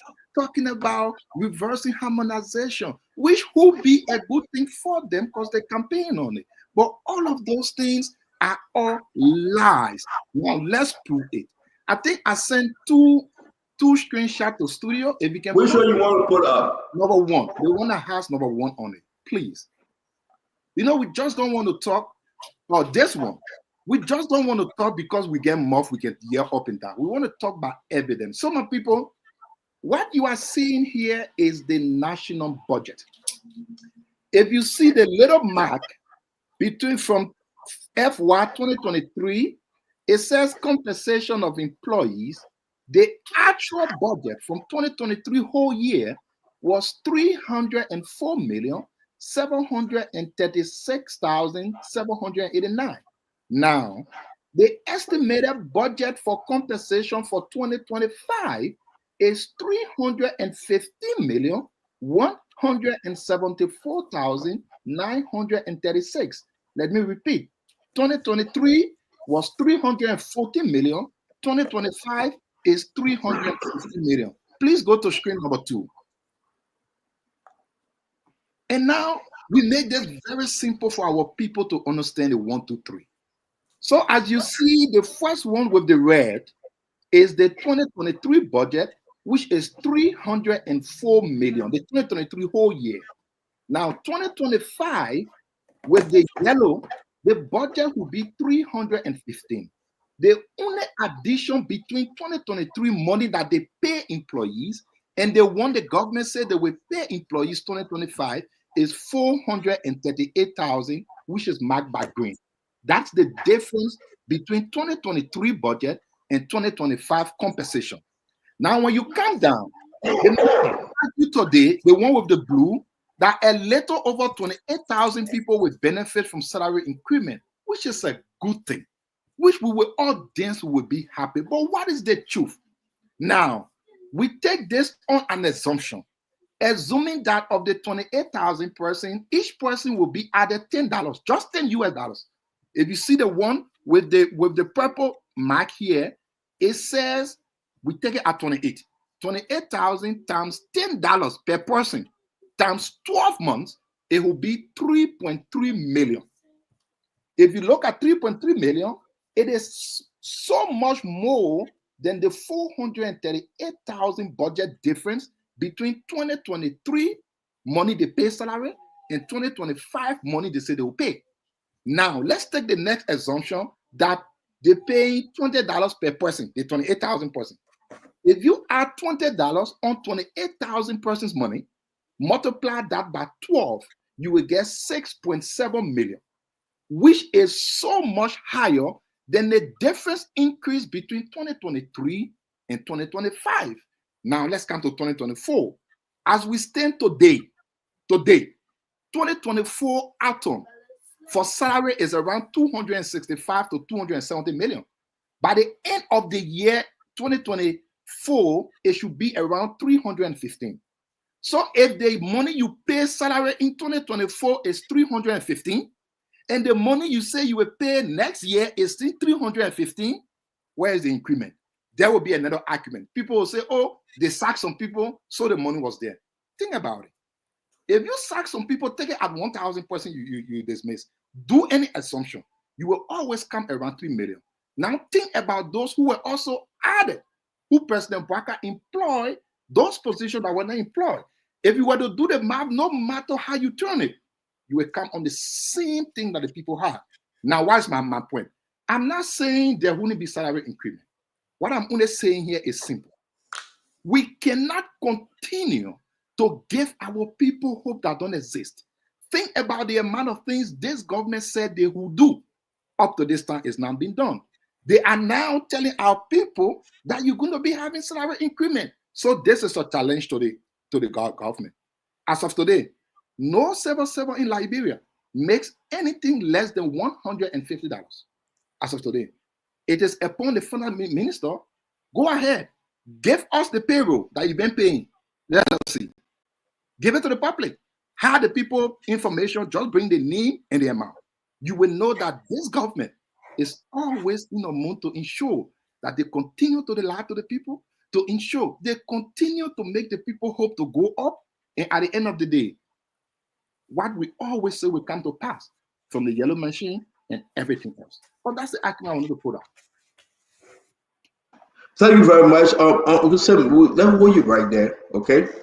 This budget thing, we heard from the finance minister, Gafwan, and he spoke a lot. At some point, it become confusing because if you, from another side of your education background, you may not understand, the terminologies, and we need to make this very simple. So we invite Augustine Gafwan and ask him some very simple, basic, bread and butter question. How would this budget benefit the Liberian people? You put your hand up, Mommy. Let me come to you first, and then we'll go back to Uncle Sam. I don't want it to stay long. I don't know why we spend all that time with ASIC. I want to use the same thing ASIC put up, the same document to expose him. The first one, pull it up. You're not exposing him now, but you're just trying to disagree. They are exposing the lack of understanding. Okay, so numbers. Okay, so the track you put it up? Yeah, the track edge. The first, no, put the first one up. Mm-hmm. Between 2023 and 2025, there's a year. They call that year 2024. That's the base year on which the 2025 budget is developed. The 2025 budget is not developed based on the 2023 budget. It's based on the 2024 budget. So let's go there. 2023, Liberian people, our salary for civil servant, it was plenty. It was 314 million in 2023. What happened? What not happened? In 2024, it dropped to 299 million. So the whole 2024, your budget for civil servant was not 314 again. It was 299. Up to this point, what the government has spent is 253 out of the 299. So the government is saying 2024, not 2023, because 2023 ever since on a job we are. So that's not the base year for the budget now. What the government using now to determine 2025 budget is 2024 budget. So 2024 budget, the salary for all the civil servants are 299 million. The government said based on that, we observe that 2024 we spent 299 almost in December the year, almost any. We just now spend 253. So for that reason, we're increasing the budget from 299 million to 253 million. And 315. 315. So the government says since 2014, we had 299, and the year almost ending, we just now spent 255. We're increasing it to 315. And when we increase it to 315, the excess money that will be there will be 16 million. Subtract 315 million from 299 million, the answer you get is 16 million. So the finance minister said that 16 million that increase in the budget for which they will spread it across civil servant salary. So we're not looking at 2023 budget. We're looking at 2024 budget. 2024 budget was 299. We increase it from 299 to 315. From 299 to 315, that's 16 million more. That 16 million more is what they're using to increase civil servant salary. Hey, God. Okay, thank you very much. I'm going to put this down. And listen, The more you guys explain, the more some of us become so damn sorry, so confused. I cannot use them here either. Because what happened here is that let me give that to Richie C. Uncle Sam, I'll hold you, Paul Kennedy, Duadu. Then we'll go to Uncle Sam and come to Sis Glady and Clinton. Dr. Richie C. The budget came out yesterday. The draft budget came out yesterday. A lot of pork. We can go into them, but just from the compensation alone on Civil 7 benefits and salary, a lot of folks, extra 60 million hanging. I'm sure we're going to be talking about this more, and it will allow us the opportunity to review it a little bit more closer. But just briefly looking at this, my interest was in how much money was allocated to healthcare, education, agriculture, energy, and the environment. When you do a comparison analysis, you see there's a 1% at least decrease in healthcare from last year to this year. Okay. That's not a lot. Some people might argue, but I wish there was more for healthcare instead of the 10% that I saw. I'm just using percentage because it's easier for our people to understand it right now. When you look at education, it's about 15% they allocated last year. This year is 13.5%. When I look at agriculture, it was 1.2% last year. This year went up a little bit. They did 1.8%. The environment and energy, 3.6 last year. This year, I think it went down a little bit, 2.7%. My issue here is that I wanted the budget to look like the arrest agenda. Emphasizing agriculture more. Why spend very more? I also wanted to know more about why are we not finding new avenues of increasing revenues into our country? I think there's a lot of ways in which we can do that, but we didn't do that. We are still talking about using our public our servicing our public and domestic debts.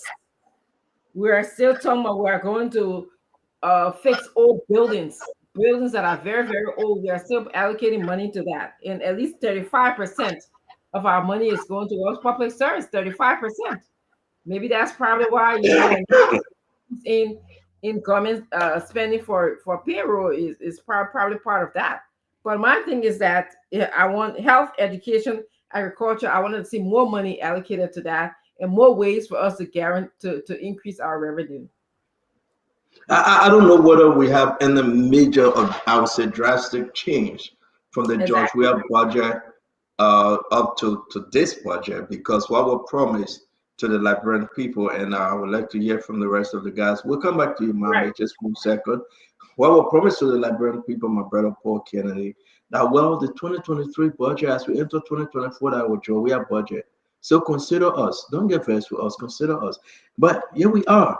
If we look at the base, it's a 315, 314, the revenue in generating portion of the budget, the domestic debt, the different things. It's like the budget is, what is surrounding this budget is pure gain that the layman may not understand. And again, maybe Uncle Sam will explain this better, but let's hear you, Paul Kennedy. The budget, though it's a draft budget, it just came out, Liberians, but you want to take your time and go in line by line. We are learning new things, but I don't see no drastic change, though. No drastic, when you look at the Joe Weah budget with Joseph Boga, this budget at Joseph Boga budget now, you cannot put this budget on Joe Weah. Paul Kennedy, talk to me, please. Yeah, thank you, Senator. I still have some time to go back through the budget, but just looking at the 851 million, at least 336 million is going to salary. 300 million of the budget is only spent on salary, and then you're going to add another 115 million out of there that goes to other things like lubricant for car services and stuff. So when you put they call it recurrent expense. When you put all of that, you're coming very close to 583 of the whole budget going on cars and pay. More than that. More than that. I was just trying to break it No, down. but I'm little by just little. saying because PSRP is only 12%. So there is it's almost like 700 and some more million on what they call it in on recurrent. Your time will come, Papi. No, but I just want to correct him. He's helping me. Listen, Listen, the Bible no money book. I don't know the money book. I'm a healthcare president. I'll tell you my lane. Thank you, Uncle Jackson, Uncle Sam for coming my help. Hey, Uncle But Sam, if can you make talk about the difference between last year PSIP and this year PSP when you come to your I will turn? do all for you. That relax, get everything under If- control. Stand Relax. up. If six, let me just be conservative and error on the side of figure. If 650 of an $850 million budget, if 650 million is spent just on recurrent expense, only 200 million you're gonna have for development. Less than that. Less than that. Less than Uncle that. Sam, let him finish. Uncle Sam, you will have your time, please. So by the time you divide that 200 million on the essence of development, even the road, if you just decide to build one road, that road will cut the 200 million into half. Let's say you're building the road from Banga to Bonyama. That road from Banga to Bonyama is going to cost us at least 150 million. So the 200 million finish. Yeah. you have no more money left. Every year. So library will never get developed on this budget. The one thing we should begin to think on now is how do we expand the revenue? Because budget is just the tools that will reflect on what you intend to do with the money you're getting. But the reality here, Uncle Sam, you know the money we're generating is less than 600 million. I think it's 530 something. I need to check the data. On paper. Yeah, because no, why you go on paper? What a many double Jalade, you raise more money this year than But on that note, you have come to close. Let me bring in no, why Mr. you closing me? But I think you're bringing me in as I'm not coming in. No, Uncle Sam, see you'll be the last. Why should I be the last? I don't want to be the last. Uncle Sam, you're the expert on this thing here. You're the expert. I mean, respect, Got Yes, Stanton. Look, we would talk about the budget every day, and we would do whatever. We'll bring the summit to a graph, and we will show them. The average, I will keep saying that the average take-home income in America is $3,000 to $5,000 per month. The average take-home income in this country, in America, is $3,000 to $5,000 per month. In our country, we're spending all our money. Instead, I went through the budget. I have not read the whole thing, but I went through looking. I was hoping I see something different. I will say this: there is no distinction between President Weah's budget and Honorable Baga's budget. It seems there is a consistency going on throughout. So the lion's share of this budget is entirely going to running the government. Let me say this, Stanton. I saw nothing. I was so praying to see something in our budget about private sector development, even in our 50 million or 25 million, so we can birth a private sector. We can begin somewhere. Nothing there. This is what this tells me. Next year, the same budget will be brought out. The following year, and then after 6 years, we have not moved an inch. This is how we're going to be running the country year in and year out. This cannot work, my people. Honorable Bwaka, you made a promise that you are coming to rescue the people. Now, when I think about rescue, I'm thinking about socio-economic development in the country where you're going to invest into the people, into the real people. I'm not talking about government officials. Why should anybody make more than $3,000 a year? It still baffles the mind when people can barely take home $3,000 a year in America. $3,000 to $5,000. That's what most people take home in this country. Not me. It's empirical. Stanton. Eduardo, thank you very much. And before I bring Sis Glendy, let people understand. People are expecting a rescue budget. And I know people are going to come and put spin on it. People are expecting a rescue budget that it will hurt those people that are enriching themselves every day in government.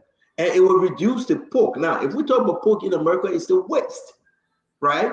The way in which government people eat money, the executive eat money. You see what happened to the executive mansion? Unconfirmed $2.3 million of budget expenditure. You're not hearing about it no more. Listen, somebody can come and say we'll raise the budget to $1 billion. At the end of the year, go and see what happened. Somebody wrote on Facebook, first time in history, the Ministry of Education received $111 million. Out of that, the University of Liberia received $33 million. Go ask them whether they received that money. How can a lawmaker boast that they put in the budget this amount, but the people you put it there for didn't receive the money, and you celebrate it? This is not a rescue budget, and we're going to it. And I got one owe it to the Liberian people, not to go speak in the big accounting terms. Be very simple and tell the people how this budget going to change their lives. My sister Glennie talked to me, Clinton, and we'll bring in Uncle Sam before we go to ask to do, because as he spoke already. So Glennie, please, and Clinton.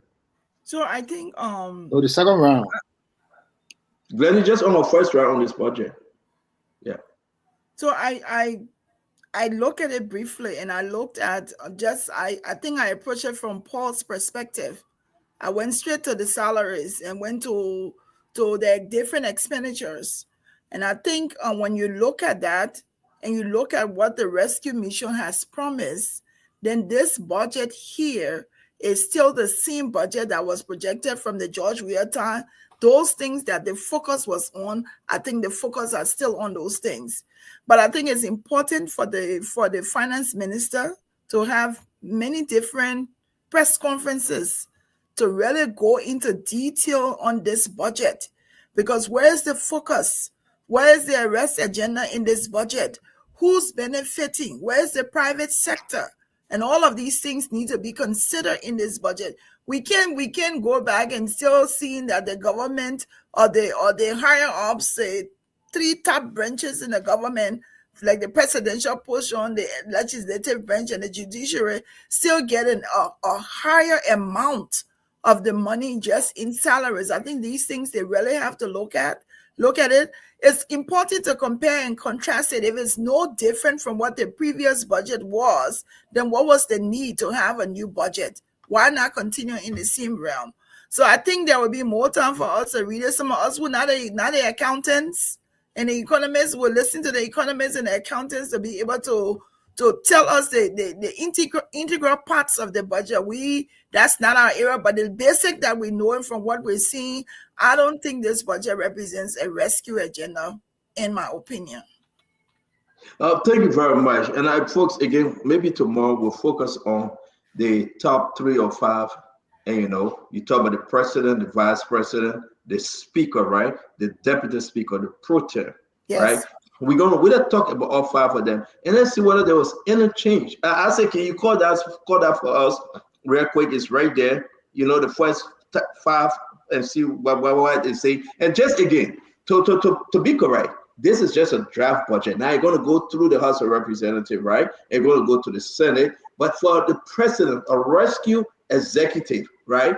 Honor Gafwan, who was promising change in everything, that the people left can get better, right? That they can send this budget as is and expect the lawmaker then to say, we will do your job for you. I think they are daydreaming. And I think they are not rescuing. The budget is not a rescuing budget. But my brother Clinton, talk to us, please. Look, I'm not a budget technocrat, and I haven't even read the budget to make a layman's opinion. But like everybody's saying, for a long time, what our budget has done is focus on paying salaries. And we look to a time where we are going to invest more in health and education in areas that benefit our people. And we have to think as a government, as a people, how we can expand the private sector. The government is paying all the salary because it's the largest employer. Everybody has to work. If you don't work for government, there's not a private sector job. I worked in Liberia for a number of years. I can come back and get a job here in America because there's jobs. When you leave government in Liberia, there's nowhere to go. You can't. What are you going to do? There's a very small private sector. So I hope that the government thinks about way to expand the revenue base, thinks about way to expand the private sector. So we cut down on paying a lot of salaries and invest more in areas that matter to our people, health, education, stuff like that. Thank you very much. And let me bring in Uncle Sam. It's yours now. Talk to us. Help us understand better. Okay, so let me speak to Liberian people. A budget of a country is the money that the government collect and then they spend on your behalf, right? They spend that money and they have to have something called priority areas. Okay, and the priority areas are number one, feed the people. Number two, health, education, protection, like the police, army, and other things, right? So now let's look at this budget. This budget is $851 million. Okay, for first of all, they made a mistake in there with the recurrent expenditure. On one place it says 719, another place it says 745. So there's a mistake there. I think you're laughing. I think you call that mistake, right? So either the public sector investment is the difference between everything that they have to spend on versus the small that will be leave for them to do development. That's what they call PSRP development. So the difference they see is 12.5%, which is the 745 of recurrent expenditure and the total expenditure 851. But here is the thing. That is a budget for this is a common ordinary budget. It doesn't make anything, it's not dramatic, it's not geared towards improving the lives of the people, it's not geared towards jobs. And then, of course, the growth that they're talking about for the next several years, 5.9%, is mostly from where? Something we call the extractive sector, like gold export. So B Mountain there will be taking out more gold, right? And then that is where the growth is going to come from. What they call the growth is GDP. GDP is like income. When your pa and your mom, they go to work, the money that they're bringing in, like the GDP, right? And then the budget is how your pa and mom will spend that money there. So you have to look at the most important things in your house, like the food, right? Then your mortgage and things. So the government has two priorities. But looking at this budget, my Liberian people, it's not a marked difference or dramatic difference from what we hadn't been doing. Okay? They're spending $316 million, $350 million on employee compensation, right? That's 42% of the budget. So 4 cents out of 40 cents or 42 cents out of every dollar is going to just pay government salary. And then when you add their scratch card, their gasoline, and everything, that's almost 88%.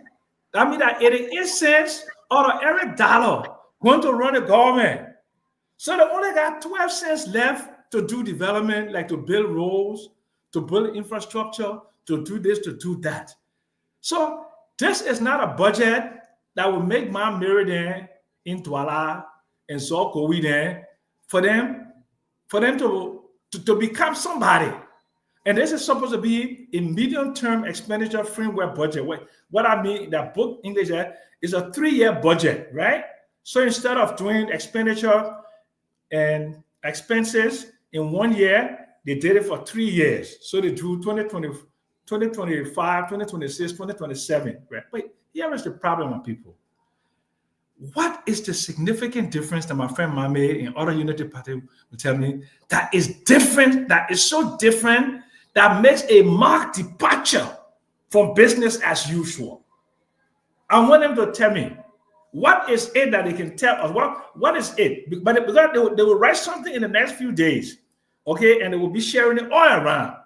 But I want you to know that there's not a significant increase in agriculture. They talk about 700% to something, but the money was small. So they only added 7 to 8 million to agriculture. So it says 700%, a little big, but $7 to $8 million. Oh, you say it was small? Yeah? You say it was small? No, I'm saying they see 700% because it came from a low base, right? If something on 1 million and you make it, and you make it 1.8 or $2 million, that doesn't even begin to scratch the face of agribusiness in Liberia. Agro-processing, value addition, farm to market role, all those things are required to create agribusiness. And value chain, it doesn't come close to it. Okay, Thank so you. once again, like blonde people, this is a disappointment. But the other thing I would have to say to you is that the budget includes what they call core revenue, the taxes plus the international people give us money, 130 million. So the whole 851 million is not coming from Liberia. Only about 650 coming from Liberia. The rest coming, and then Thank you, Uncle Sam. Let's go. Uncle Sam, we gotta go. We gotta go. We gotta go. The radio stations, the guys should check it. Okay. Okay. Let me call Nelson. Thank you. Okay. Hold on, So we got debt, right? Debt servicing take a lot of that money also. Okay. Debt servicing take a lot of that money there. So that is where we are. So there's a lot of significantly different budget from what Jovial then gave us or what Ellen then gave us before. And as the budget increases, guess what? Recurrent expenditure is also increasing too. So there's something they call the fiscal space, the difference between the recurrent, right, and the total expenditure, 12.5%, 106 million. That's not enough money for public sector investment. So that is where we are. This is just my cursory overview of the budget. I will take a red pen and go through it. In a few more days, I'll be able to do a article on it. Thank you very much. Thank you, Uncle Sam. Let me say this. We're going to do our closing, and when we do the closing on the show, we'll talk about the budget. But tomorrow, our conversation will be starting with the budget, that you can go more in depth. What we are seeing here, to me, and except somebody can come and help us understand better, the budget doesn't reflect a rescue budget. If you see in that budget, it's just a slight different from the 7-12 budget. And I know people will say, well, you don't know about budget. I do agree. But I know my 1.1 equal 2. And whatsoever thing that can help the Liberian people, you will see it. So if you look in this budget, look at Pro Tem Youngbley, what our office going to be receiving. Look at the speaker. The speaker said Fanati Kofa, what his office going to be receiving. Look at Deputy Speaker Thomas Falai. Look at the Vice President and look at the President office. Combine them and do your addition and subtraction, and you will come to realize that it is the same budget. Go to the University of Liberia, look at the budget. And that's what I want you to understand. This is the Joseph Human Boakai budget. Is this the rescue budget? The first rescue budget, because you said don't look at 2024. That's 712 left that one there. So this is the first from start to finish rescue budget.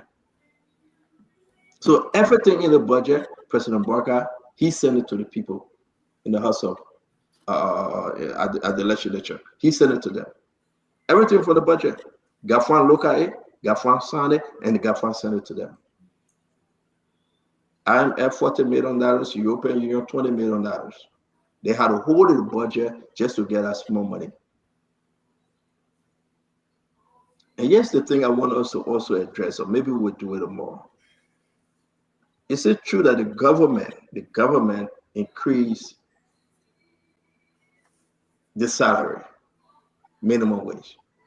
That $150 that people running around with and say, oh, 28,000 people coming from out of poverty.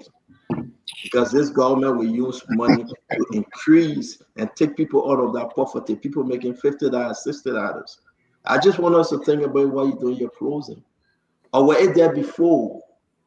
Is this budget still under the Humanization 2.0? Understand now, and we're explaining this to you because I've spoken to a lot of people out there. They are looking at the budget, people that are for the government and people that are not for the government. And they are all coming with only one answer. This budget does not reflect rescue budget. So let's close the show and we'll start with Dr. Richardson, Asido, then we'll go to Paul Kennedy Clinton, Mr. Duado, Mame, Sister Glendy, and Hussein will take us home. The show was a great show today from my end. I say thanks to every one of you that joined us.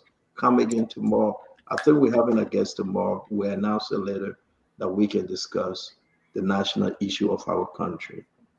Dr. Richardson.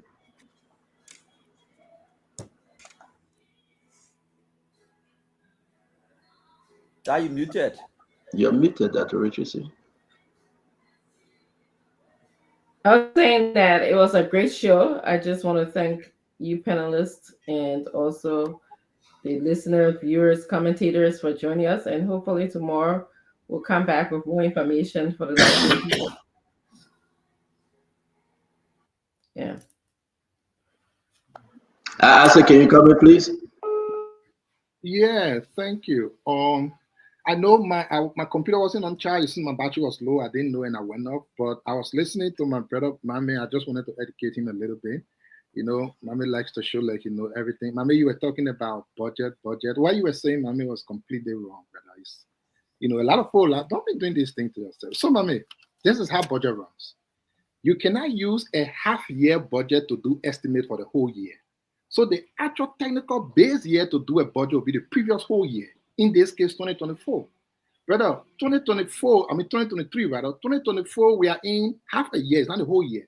The only way you can do that, unless you apply a certain percentage that you will assume will be the end. Now, when you look at the budget, they have EST, read by the autumn.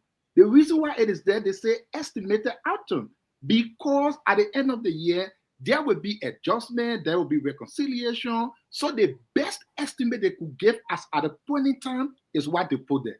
So, Mame, I don't know where you can come from with that thing, every time, Mame, if $14 million be in budget for salary increase, then you get 20 PhD on F. No, that's not how it runs. By the end of this year, the budget for salary will be around 330 million, 340 million. That's what will be. What you see is an estimated outcome based at the point on which they took the figure from. That cannot be a conclusive point to do estimate for the next year. No, brother. I mean, we are not talking this thing because we're on the show. It is thing that we did, we work with, that we're talking here. I understand you are agriculture, but once it comes to agriculture, my hand out there with you. You know it. But let me go on other issues here. The people will be laughing. Oh man, are your time finished or we gotta go? If you say my time finished, I got problem again. Yeah. I go for 1 minute, I'll be marking the time. Anybody go about 1 minute? Everybody close it for only 1 minute. Dr. Richardson went for only 15 seconds. Okay, my hand out there. I beg you, please watch the time for us. Please watch the time for us. And guys, the reason why we're going to make this thing, and let me say this to everyone. I beg you, the budget, the draft budget is in the chat room. Please take out your portion that you think you want to discuss, that we can come on the show, because tomorrow we'll only discuss on the budget. And let's help our Liberian people understand. We are only discussing the budget tomorrow. It's important. A lot of stuff in there that we need to tell Liberians. Again, we're backing you. Wherever in that budget interests you, just send it in the chat room that we can upload it. Send your research document, we'll upload it, and we'll try to educate our folks. Thank you very much. Mr. Dwalu?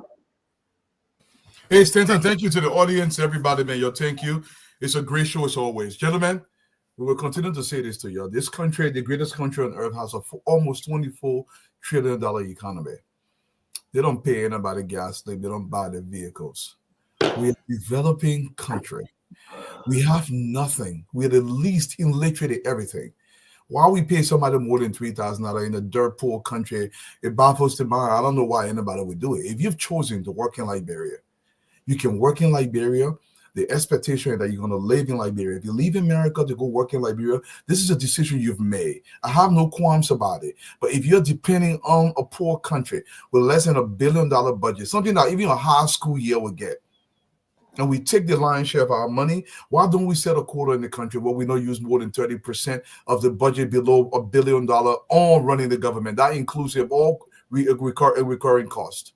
Why do we just continue to give people a cushioned lifestyle in the third world country, the poorest, arguably the poorest on earth? Why do we continue to do this? Liberia must matter above us. Let's change this approach.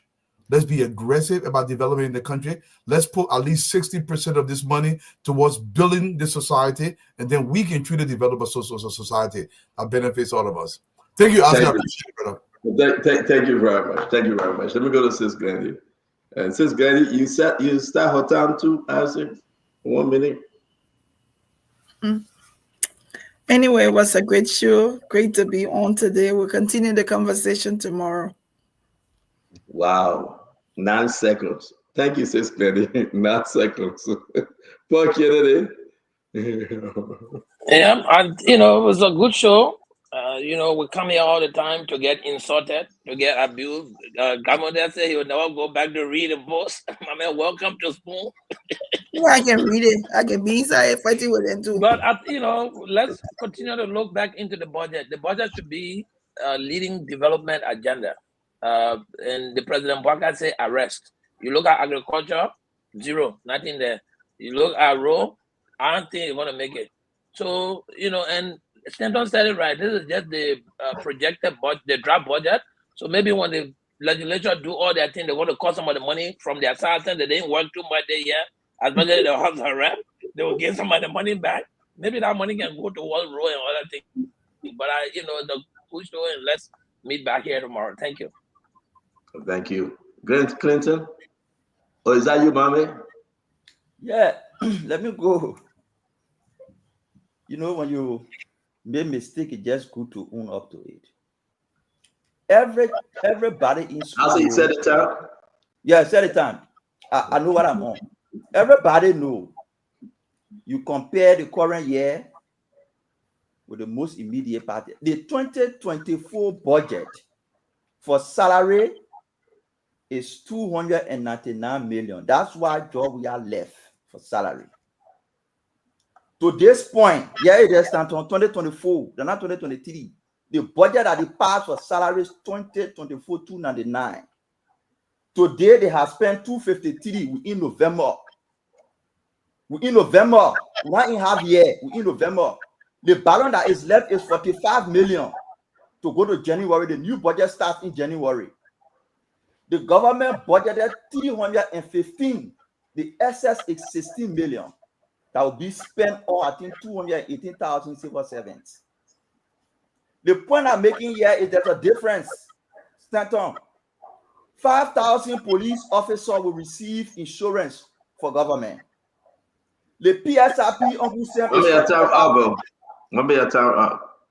Mama Tana, read 1 minute 30 seconds. You see the man obstructing me. I read 1 minute 30. What are you afraid of? They say we're speaking for 1 minute. No, 1 minute 30 seconds. I want to say 1 minute. 1 minute 30 seconds. I mean, you're not talking 1 minute 30 seconds. 1 minute 30 seconds. I don't have much to say, so I get him in 30 seconds. Let him explain. Keep explaining now. Let people laugh at you for your half year. Mama, 30 seconds for me. 30 seconds for me. No, you know what? I'm restarting the time. I'll carry from zero. My mommy, continue. Listen, no rule of lawyer. Let's take a vote and remove mommy. No, I started from zero. Continue. Go ahead, talk. So, Senator, 5,000 police officers. You say, what the budget will do for the people? 5,000 police officers get insurance. They are protected. They say they go to the hospital, insurance. The government is increasing the salary of 28,200 civil servants from the 16 million that we're saving. The PSRP Uncle Sam is talking about the public sector investment. It increased from 67 million to 98 million. Where are they spending that money? They're spending it in agriculture and the arrest agenda. So when you asking what PSRP did, it increased from 67 to 98. When you asking what the budget did, Joey, I'm putting street lights. I can see it. We're not decreasing salary now. We're increasing salary. That's what's happening. But this is not what we want. We don't want $100, $60 increase in civil servant salary. This increment is just a statement to civil servant that we are back. We're not cutting salary. We're increasing salary. We are back.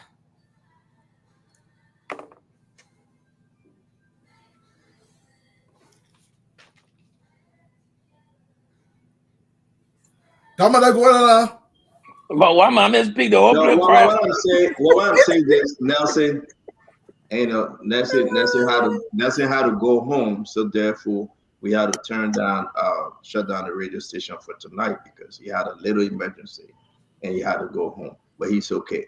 But let me say this to all of you. I know Clinton, Uncle Sam will take us home. Oh, Mommy, I don't want to go there, but I hope we have exact 3 hours tomorrow to discuss this budget. It is important. One-on-one.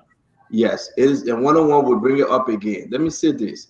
You still have the batch of 45 since February in the Liberia National Police. They have not gotten the pay. On 2 occasions, we questioned Gregor Coleman. He said no money was in the budget to pay them. You're talking about 45,000 officers getting insurance. What the one you get, you ain't paying them yet? 5,000. You said 5,000 getting insurance, my man. But that one for the mall. That one for the mall. But $45 million left over. Yeah, but they can't pay them though. But For that the one for the 5 million, mall. less than 2 months salary. Less than 2 months salary for a government. Why y'all have surplus? That's surplus, right? Where? Who's the surplus? Yeah, that's surplus. I'll tell you that was said tough. I see CDC has surplus. Now, So- I thought it was me. It was, So you need all your time to Mame. You still got some left. no, I give Mama tell us again. Go ahead before Uncle Sam. Go ahead. Mommy can never explain So, what Donald, you been chasing us. You used to make us high or whatever. CDC final, you're not Leo. No, but I was not comparing budget. You don't want to bring the comparison in. I was telling you we are back.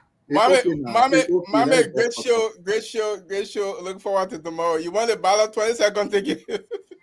I tell you, So- I can give you 2 minutes.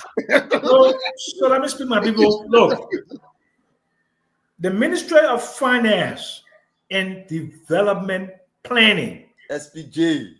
yes, don't forget that. Development planning is a science, and that science there, development planning, is to look at the different sectors of the economy and the different industry to say what investments are required to create jobs in these sectors. Agriculture, what will it be required to push people up the value chain in agriculture to create income? Development planning, let's look at the mineral industry. What will it require for us to maximize government intervention in gold exploitation, to use some of our gold for what? Gold reserve. How can you be exporting $672 million worth of gold out of your country? Does King John look like 600 million coming out of there every year? The Central Bank of Liberia has zero gold reserve. Zero gold reserve. In a country that is exporting 600. Our largest trading partner is no longer the United States and China. It is what? Switzerland, because of gold. How is that gold benefiting us?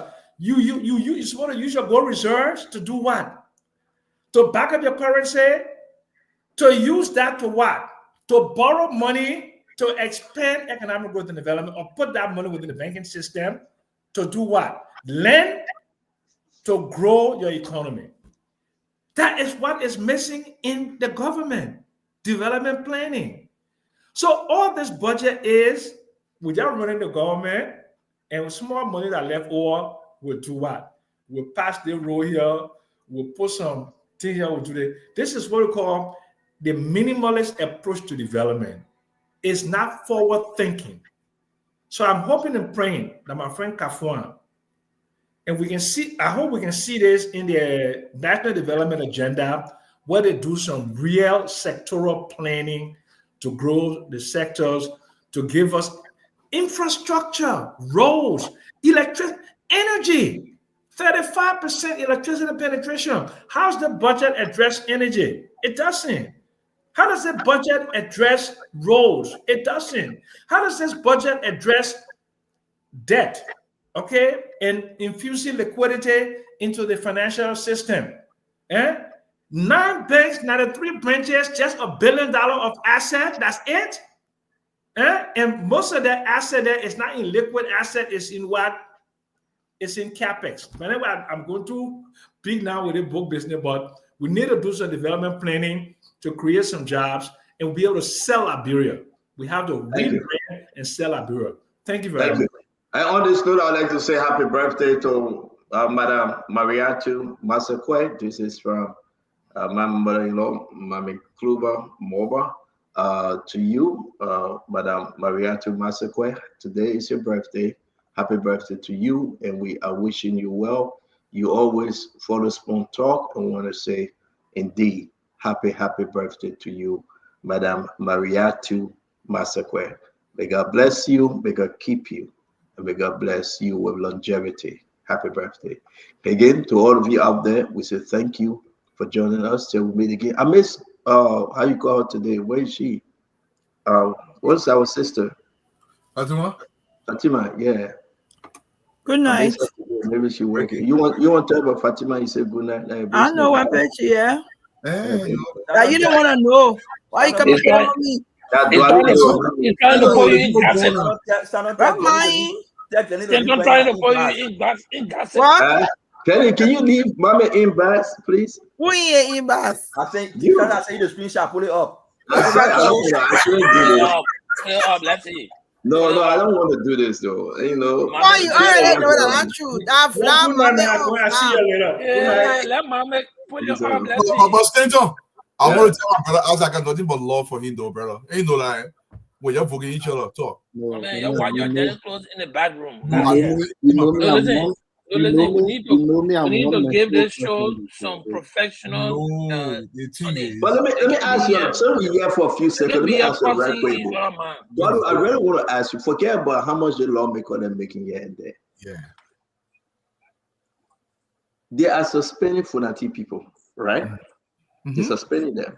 I don't know whether that's constitutional though, but go ahead.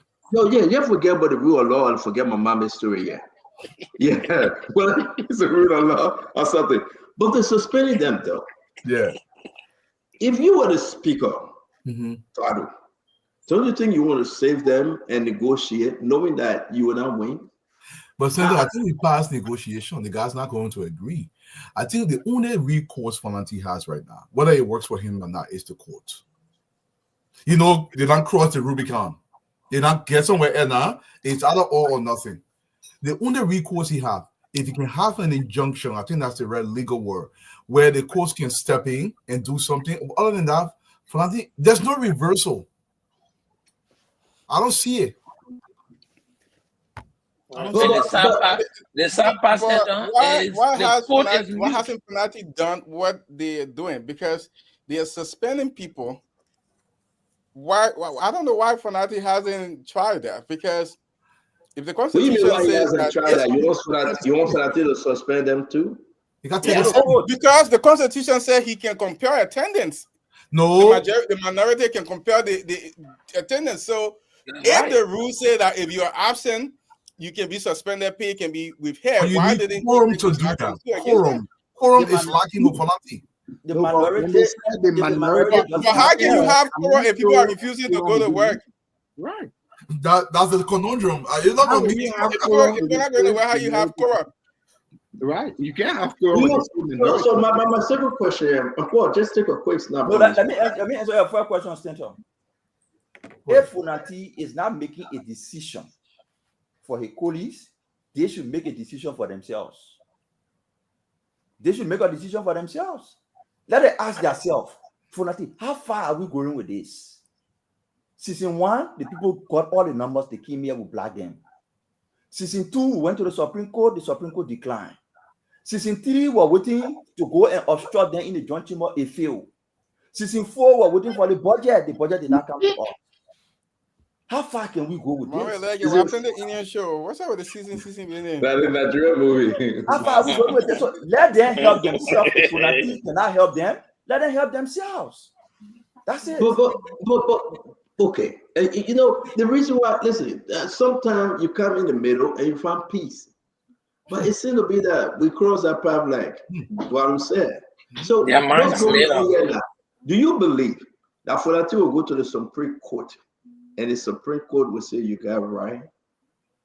Then you go there. Majority black, stop everything. Leave So you. it also Hold on, depends. let me- If hold on, let me it also say something. depends. As I do I your don't- client, let me just finish. I beg you.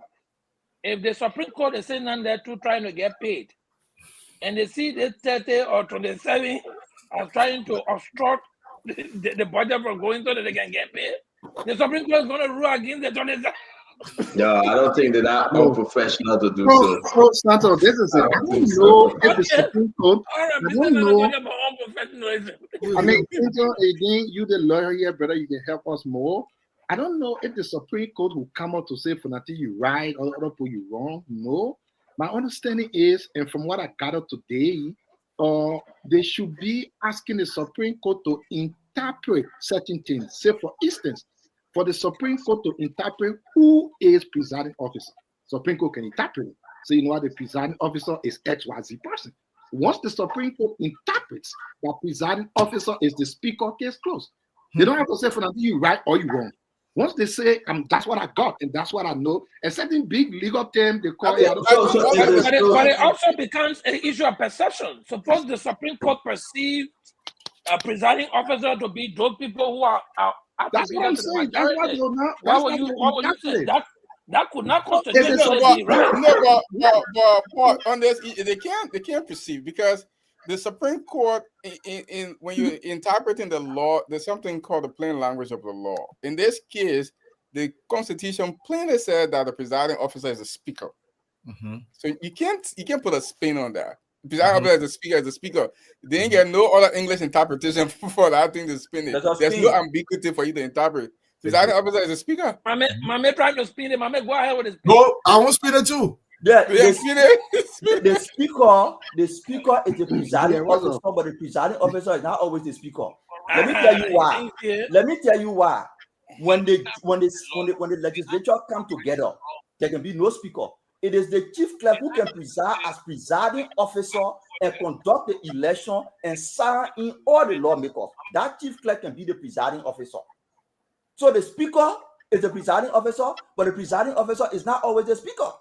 Is that what they say in the room? Okay, yes. But my man, who Is that what they say in the room? designates the chief clerk to be presiding? Who designates the chief clerk to preside? That the rules, that the Constitution, they say the chief clerk shall preside as presiding officer and conduct the election of the speaker. And after that election, but once the speaker, my man, stop that thing you're doing. In the absence of the speaker, there needs to be somebody to coordinate the activity in leading to generating a speaker.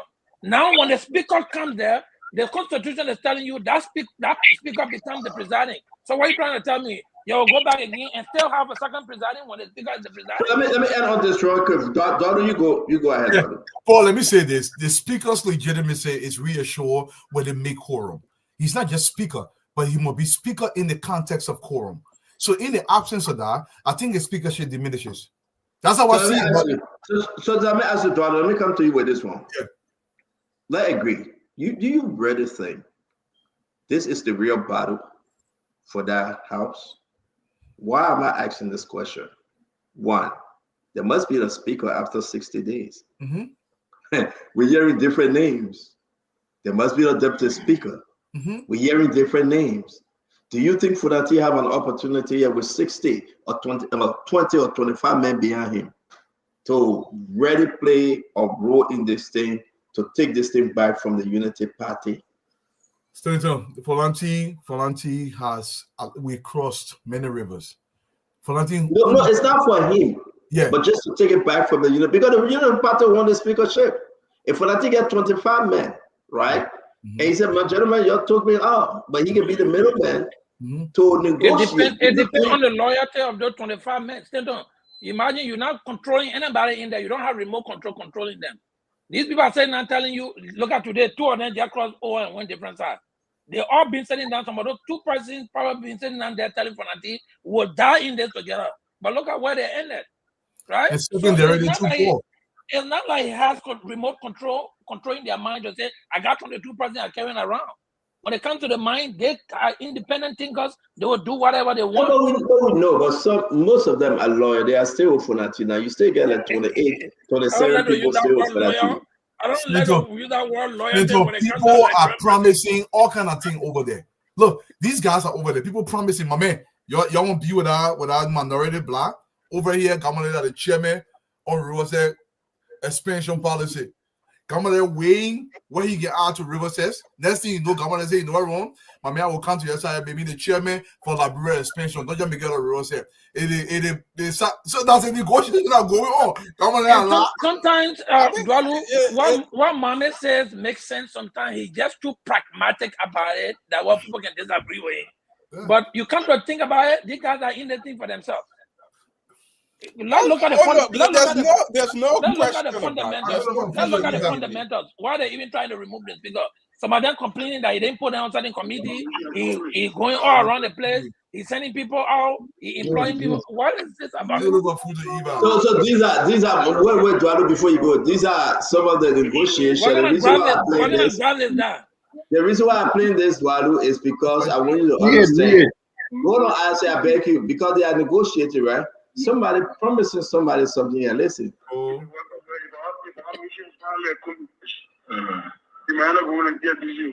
problem. If our mission is accomplished, you may probably go to ELBC. I want you to listen and listen well. I want to play this recording of Mark, which will be so important for people. These are the guys that are negotiating and giving away jobs right now. So, what are you right? Yeah. People are offering a lot of stuff. Now they're offering this person ELBC position. Make sure if you work over, if our mission is finally accomplished, you might not go and get busy. No problem. Yeah, so you have to prepare for that. Just talk with ELBC was supposed incompetently. Yeah, it's time to get your brain war. No problem, Chief. Listen, this guy, right? Like know that voice. Mama, never starts for Matimba. Wait, know that voice. I said no, you probably got problem. That voice is very familiar. But wait. I've been saving this. It just came to my mind because of what Gladu said, right? They are offering position already. I just spoke to the head of ELBC, right? Yeah. If this thing go through, because he telling this person, say, don't talk bad about our group. We will accomplish our mission, but this is what we are offering you. So if this thing go through, you will go to ELBC. That I can promise you. My man, let me leave this one with you guys, man. I'll put our name in the chat. I'll put our name in the chat room. Yeah, Mama. You guys will sue you. Who can sue me? Oh, man. So I want to say to all of you, thank you very much, Clinton. It's good having you. Thank you, Acedo. Thank you, my brother, Paul Kennedy. Yeah, man. Later. Listen. Nelson was so tired, he was sleeping and thing. Nelson said, Chief, I got to go. I said, Nelson, drive safe and go home. You know, the young men and women of the network, they are so tired. They need to rest for another day. So I'm happy to end the show. So on behalf of the entire Spoon Network, the Spoon Talk, really appreciate you joining us every day. We say thank you very much. Thank you for everything you do. You come every day to be part of the program. We say thank you. I'm going to play the entire recording, okay? This recording is interesting. They call the lawmaker's name on it. I'm going to play it tomorrow, okay? For you to hear, people are negotiating. People are negotiating 200,000, 200,000, 150,000, whatever the case may be, man. Listen, we just got to pray for the better Liberia. And this is why I'm going to leave you with this one. Thanks to that gentleman that called me today. 1,000 back arrests. 1,000 back arrests. We say thanks to him. So you that are out there that want to contribute, we say thank you. We'll put up the Cash App information. We'll put up the Zelle information, and we say thank you. Now, we get $500 from the 7th. Is on the way. We have another $1,000 from the Fulani community through Alpha Joe. We want to say thank you. Again, we already got 1,579. But then somebody can say, well, they give 1,000 backwards, 25 kg. They will partner with the network and give the food that everybody that will call, they will receive a backwards, 25 kg. We want to say we are grateful to that individuals. When the time comes, we'll call their name. I want to say thank you for Falling Spoon. Come again tomorrow. If you see our reporter on the street, please show them love. They are working so hard They're only doing it for the better Liberia. Don't forget, always think Liberia. Love Liberia, and together we can build a better Liberia. I say, may God bless you. May God keep you. May God save our state. Liberia is the place that we will one day go and take our children. And those of you in Liberia, our family, our sisters, brothers, and loved ones, let's just come together and pray. These two will make Liberia better. So tomorrow is the budget. I will ask the guys to post the budget on our page. Go on our page and see the draft budget.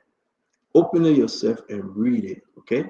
And understand it, and it will help you. Because of you, we are here. Have a wonderful night, my people. God bless you. God keep you. God save our state. Good night.